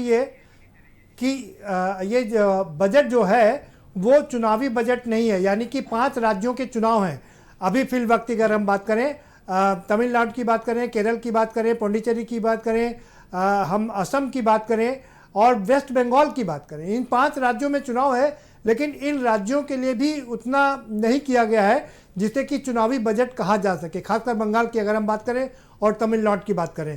तो ये क्लियर कर दिया है पहले से ही दोनों ने, चाहे प्रधानमंत्री नरेंद्र मोदी जी हो या निर्मला सीतारमण जी, कि ये चुनावी बजट नहीं है, ये समवेत बजट है, ये इंक्लूसिव बजट है, सबका साथ सबका विकास का बजट है और सबको साथ सबसे लेकर के ही चला जाएगा। पंजाब की बात करें, अब हरियाणा की अगर हम बात करें, हरियाणा या हिमाचल के लिए इसमें कुछ दिखाई दे रहा है आपको क्या? हरियाणा में जो सरकार है वो बीजेपी की सरकार है। हालांकि हरियाणा तो बहुत आगे निकल चुका है पंजाब से जी। पंजाब और हरियाणा, हालांकि पहले हरियाणा छोटा माना जाता है और पंजाब को बड़ा भाई माना जाता है, हरियाणा को छोटा भाई माना जाता है। पर बीजेपी की सरकार वहां पे रिपीट हुई है, पिछले बार भी ये सरकार थी, अब 6ठा साल चल रहा है बीजेपी का। तो कहीं ना कहीं बीजेपी की जितनी भी सुविधाएं हैं वो हरियाणा को तो पहुंचती है पर पंजाब को नहीं पहुंचती। सो जो हरियाणा वाले जितने भी लोगों से बात हुई है, हमारी ग्राउंड जीरो पे बात हुई है, फिलहाल वो बजट से काफी खुश है। क्योंकि हालांकि जैसे आपने बताया कि ये पॉलिटिकल अभी नहीं है या कोई इलेक्शन नहीं है, हरियाणा में तो इलेक्शन निकल के गई है, अभी थोड़ा समय हुआ है। ठीक है जसबीर जी, समय कम है, 4 साल अभी। चलते चलते एक सवाल आपसे और ले लेते हैं। पहाड़ों के प्रदेश हिमाचल प्रदेश को क्या मिला है? कुछ मिला, क्योंकि आप वहाँ के भी रेजिडेंट एडिटर हैं, तो क्या मिला हिमाचल को यहाँ से, क्योंकि वहाँ पर विपक्ष की सरकार है, कांग्रेस की सरकार है। हिमाचल की भी वही स्थिति है जो पंजाब की, क्योंकि हिमाचल में भी बहुत ज्यादा बाढ़ आए थे और बहुत ज्यादा स्थिति नाजुक रही है। और हालांकि वहां पे भी बीजेपी की तरफ से 1600 करोड़ रुपया उनको देने की घोषणा की गई थी। और वहां पे अभी सरकार जो है कांग्रेस की है, जिसकी वजह से वहां पे भी कोई ज्यादा पैकेज नहीं मिला, लोग ज्यादा खुश नहीं है और गृहणियां भी ज्यादा खुश नहीं है। क्योंकि जितने भी लोग है या एम्प्लॉइज है, सबका यही कहना है कि हमारे अनुसार ये बजट नहीं आया। और हरियाणा को छोड़ के पंजाब और हिमाचल की अगर हम बात करें तो दोनों स्टेट बिल्कुल इस बजट से नाखुश नजर आए हैं। और जितने भी लोग या ग्राउंड जीरो से लोग जो जुड़े हैं, उनका ये कहना है कि ये बजट कोई खास नहीं है और किसी का भी इसमें कोई फायदा नहीं है। और ना ही एम्प्लॉइज का फायदा है, ना ही पैकेज मिला, कोई राहत पैकेज मिला है, क्योंकि बाढ़ बहुत ज्यादा आया था। जी ठीक है जसबीर सिंह जी, बहुत शुक्रिया हमसे जुड़ने के लिए और अपने तीनों स्टेट की बात रखने के लिए, हमारे श्रोताओं तक वो बात पहुंचाने के लिए। हमारे साथ एक और बहुत खास मेहमान जुड़ चुके हैं, अब हम उनका रुख कर लेते हैं। हमारे साथ मनोज अग्रवाल जी जुड़ चुके हैं, अर्थशास्त्री हैं, बहुत शानदार अर्थशास्त्री हैं और पढ़ाते भी हैं, लखनऊ यूनिवर्सिटी में पढ़ाते हैं। बहुत स्वागत है मनोज सर आपका। हालांकि आप बड़ा मसरूफ रहते हैं, बहुत व्यस्ततम समय में से निकाल करके आपने हमको समय दिया, इसके लिए बहुत शुक्रिया आपका। पहली प्रतिक्रिया बजट को लेकर के। देखिए, बजट ये ग्रोथ ओरिएंटेड है और ग्रोथ के साथ इसमें क्या किया जा रहा है, खाली ग्रोथ ही नहीं है, इसमें नए क्षेत्रों को सृजित किया जा रहा है, आधुनिक क्षेत्रों को सृजित किया जा रहा है जो हमारी अर्थव्यवस्था के अनुरूप होना चाहिए, जो भविष्य की अर्थव्यवस्था है 2047 के लक्ष्य को दिमाग में रख करके। दूसरा जो क्षेत्रीय संतुलन है उसको भी बिठाने का काम किया गया है। अब जैसे बहुत से लोग ये कहेंगे कि कृषि को क्या लाभ हुआ जी। कृषि को लाभ ये हुआ कि उसके आधुनिकीकरण पर काम हो रहा है, एआई का एप्लीकेशन वहां बढ़ाया जाना है, उनकी मार्केटिंग को लेकर के ये सारी चीजें होनी है। प्लस कई ऐसी फसल हैं जो अभी तक इग्नोर होती रही हैं, चाहे आप काजू को देखते हैं या बादाम को देखते हैं या आप कोकोनट को देखते हैं, बहुत दिनों बाद चर्चा में आया है। चंदन का कभी नाम ही नहीं सुना था हमने कि चर्चा में आए।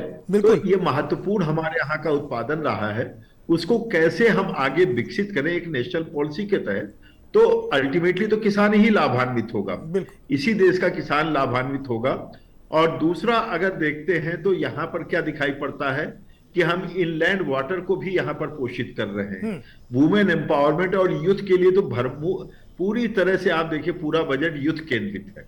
आप चाहे उनका ट्रेनिंग में देखते हैं तो एआई के सेक्टर में जो निवेश को हम छूट देते हुए दिखाई पड़ते हैं कि हमारा जो है 0 टैक्स रहेगा 2047 तक, यदि यहाँ पर क्लाउड फॉर्मेशन करते हैं और यहाँ निवेश करते हैं तो अब सोचिए वहां पर उसकी कितनी बड़ी रिक्वायरमेंट होगी। हॉस्पिटलिटी सेक्टर को प्रमोट कर रहे हैं क्योंकि टूरिज्म हमारे यहाँ बढ़ रहा है और नॉर्थ ईस्ट के टूरिस्ट को भी प्रमोट किया है। तो कहने का मतलब करीब करीब हर क्षेत्र को जहां की जो आवश्यकताएं हैं।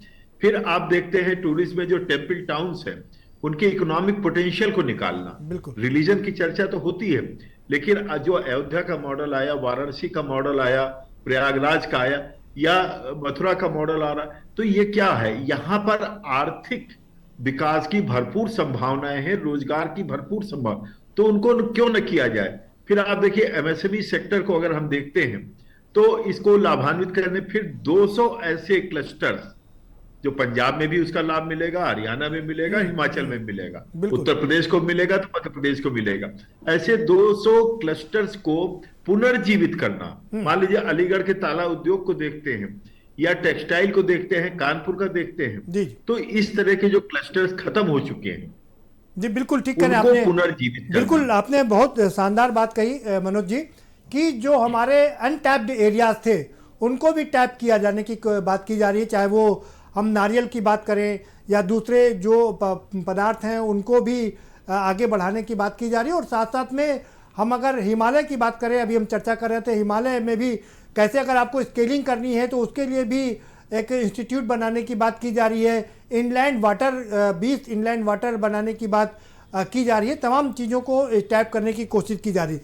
लेकिन चूंकि आप पढ़ाते हैं और तमाम बार हम लोग इस पर डिस्कशन कर चुके हैं, आप कई बार हमारे साथ लगातार डिस्कशन में भी रहते हैं, हम आपसे फिर से वही एक बार सवाल पूछेंगे क्योंकि आप पढ़ाते हैं लखनऊ यूनिवर्सिटी में, तो ये जो एजुकेशन का बजट है, डिफेंस में 7.5 लाख करोड़ का बजट, इंफ्रास्ट्रक्चर के लिए 12.5 लाख करोड़ का बजट और एजुकेशन के लिए 1 लाख करोड़ का बजट। एक चीज़ इसमें और जोड़ दें, 2.5% इस्तेमाल किया यूज, मतलब इसका एजुकेशन पर बजट एलोकेट किया गया है, 2.5% रेशियो है उसका। क्या लगता है ये थोड़ा कम है, इसको और बढ़ाने की फिर बात की जानी चाहिए? देखिए मुझे लगता है जो आज का एजुकेशन सेक्टर है, ठीक है, हर क्षेत्र को अधिक से अधिक संसाधन की आवश्यकता है जी, हर क्षेत्र तेजी से बढ़ना चाहता है और एजुकेशन ऐसा सेक्टर है कि जिसमें राज्य सरकार भी शामिल है, बिल्कुल, और लोकल गवर्नमेंट भी शामिल है और केंद्र सरकार भी शामिल है। तो एजुकेशन को टोटलिटी में देखना चाहिए। हम यहाँ पर क्या कर रहे हैं, जो देख रहे हैं 2.5%, वो केंद्र सरकार का बजट देख रहे हैं। हमें राज्यों का भी बजट उसमें शामिल करना चाहिए। लोकल बॉडीज भी स्कूल चला रहे हैं, हाई स्कूल, इंटर कॉलेज तक चला रहे हैं। नहीं मनोज जी, अभी तो हम जो बात कर रहे हैं ना, वो तो हम सेंट्रल बजट की ही बात कर रहे हैं, तो फिर चाहे इंफ्रास्ट्रक्चर जी, लेकिन एजुकेशन तो टोटलिटी में जाता है जी। जैसे मान लीजिए हम राज्य सरकार की यूनिवर्सिटी में हैं, तो बजट तो गया ना, गया तो पब्लिक का मन ही गया, बिल्कुल। तो जो, और दूसरा क्या है कि 2.5% और 3%, जैसे हेल्थ पे लोग कहते हैं 6% होना चाहिए, मैं कहता हूं आप 60% कर दीजिए। अगर हम हेल्थ को सही स्पिरिट में नहीं रखेंगे, प्रिवेंटिव प्रोमोटिव नहीं रखेंगे, तो हेल्थ पे कोई चाहे जितना रख लीजिए सब खत्म हो जाएगा। नहीं, अब ठीक है, जैसे हेल्थ में आप बिल्कुल बात ठीक करें, आप ठीक करें बिल्कुल, लेकिन सवाल सर ये है ना कि विश्व के तमाम देशों की अगर हम बात करें तो वो तमाम देश, चाहे अमेरिका हो, चाइना हो, दूसरे जो आगे बहुत तरक्की कर रहे हैं, यूरोप के सारे कंट्रीज हो, वहाँ पर एजुकेशन पर 10% कम से कम खर्च किया जाता है। आपको तो मेरा सवाल फिर से वही था कि क्या चूंकि हमारे लोग अगर पढ़े लिखे नहीं होंगे तो देश तरक्की कैसे करेगा? प्रदीप जी देखिए, पढ़ने से ज्यादा आवश्यक क्या है, कौशल का विकास जी। और जो धर्मेंद्र प्रधान जी ने बाद में पीसी में अपने कहा है जी कि हम यूथ की स्किलिंग करेंगे और अपने हिसाब से उनको प्रोफेशनल ट्रेनिंग की तरफ आगे ले जाएंगे, महत्वपूर्ण ये है। बिल्कुल ठीक है, आप सेवा क्षेत्र की बात की उन्होंने, मनोज जी सेवा क्षेत्र की बात की, और ये सारा सेवा क्षेत्र में ही आता है। और बड़ी बात है कि सेवा क्षेत्र भारत का लगातार बढ़ रहा है। अगर हम एग्रीकल्चर के बाद कोई अपनी व्यवस्था देखते हैं तो वो सेवा का क्षेत्र ही है जिसमें हमने काफी तरक्की की है, तो उसके लिए तो काफी काम किए जा रहे हैं जी। तो मुझे लगता है कि एजुकेशन सेक्टर में फंड्स एक मुद्दा हमेशा से रहा है और आगे भी रहेगा जी, लेकिन फंड के साथ साथ क्वालिटी और किस प्रकार का एजुकेशन हमको चाहिए, ये अति आवश्यक हो जाता है। तो हमारे यहाँ का जो स्ट्रक्चर है, उस स्ट्रक्चर में 3 टियर हमारे यहाँ एजुकेशन है। हम प्राइवेट को भी काउंट ही नहीं कर रहे हैं। हालांकि देखिए रिसोर्स पूलिंग वहां से भी होती है। बिल्कुल। आज यूं मान करके चलिए, लेकर के प्राइमरी से हायर एजुकेशन तक एक बहुत बड़ा निवेश प्राइवेट सेक्टर के द्वारा हो रहा है। और ऐसा नहीं वहां लोग जा नहीं रहे, प्राइमरी लेवल पर आप जाएं तो अब उत्तर प्रदेश जैसे राज्यों में, अभी मैं कल देख रहा था कि एक गौरीगंज का एक है जहां पर 1.5 करोड़ की लागत से एक विद्यालय सृजित हो रहा है, सरकारी प्राइमरी विद्यालय सृजित हो रहा है। तो ऐसा नहीं है, सरकारें उस ओर भी प्रयास कर रही हैं, आधुनिकीकरण, कंप्यूटराइजेशन उस ओर भी हो रहा है। नहीं, आप ठीक कह रहे हैं बिल्कुल मनोज जी, अभी हम चर्चा कर रहे थे इस बात को लेकर के, आप बिल्कुल ठीक कह रहे हैं कि आधुनिकीकरण पर काफी काम किया जा रहा है और इसीलिए निर्मला सीतारमण जी ने खासकर ऑरेंज इकोनॉमी की बात की है, जो एक बड़ा एआई से रिलेटेड जो सेक्टर हमारे पास है अभी, उसमें भी उसको टैप करने की बात की, उसको बढ़ाने की बात की है। तो ये आपने कितना, आपको क्या लगता है कि आज का जो एलोकेशन है उससे ऑरेंज इकोनॉमी कितना बूस्ट कर पाएगी? ऑरेंज इकोनॉमी के बारे में आपको प्रदीप जी बताऊं, अभी जुलाई 2025 के प्रथम सप्ताह में 4 दिन का एक ग्लोबल जो है जी समिट था मुंबई में, जिसमें प्रधानमंत्री जी भी गए थे और उसमें कई विदेशी कंपनियों ने यहाँ पर अपना इन्वेस्टमेंट प्रारंभ किया है, बड़ी बड़ी इंक्लूडिंग गूगल और तमाम और लोगों ने, नेटफ्लिक्स, तब सबने यहाँ निवेश किया और उसमें अपार निवेश की संभावनाएं हैं जी। और लगातार भारत को अगर वो प्लेटफॉर्म उपलब्ध होगा जैसा कह रहे हैं, तो आप देखेंगे कि इंटरनेट हमारे यहाँ करीब करीब हर जगह पहुंच चुका है और ठीक ठाक क्वालिटी का पहुंच चुका है।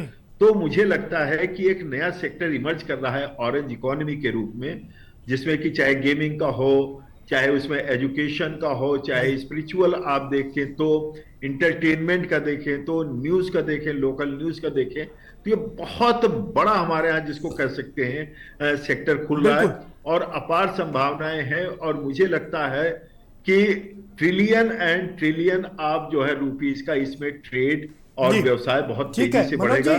तो ऑरेंज इकोनॉमी पे जो फोकस किया गया है, हमारे टेक्नोलॉजी उसके अनुरूप है, वातावरण उसके अनुकूल है, तो मुझे लगता है यही है ना, सनराइज इंडस्ट्रीज हमारे यहाँ की हैं ऑलरेडी। आप देखिए तो जो दूसरे प्लेटफॉर्म पर जाते हैं वो उस प्लेटफॉर्म पर न जाकर के अपने भारत के प्लेटफॉर्म पर आएंगे तो हम उससे ज्यादा लाभ उठा पाएंगे। बहुत शुक्रिया मनोज जी, समय हमारे पास इतना ही है, हमको समय इतने ही की इजाजत देता है।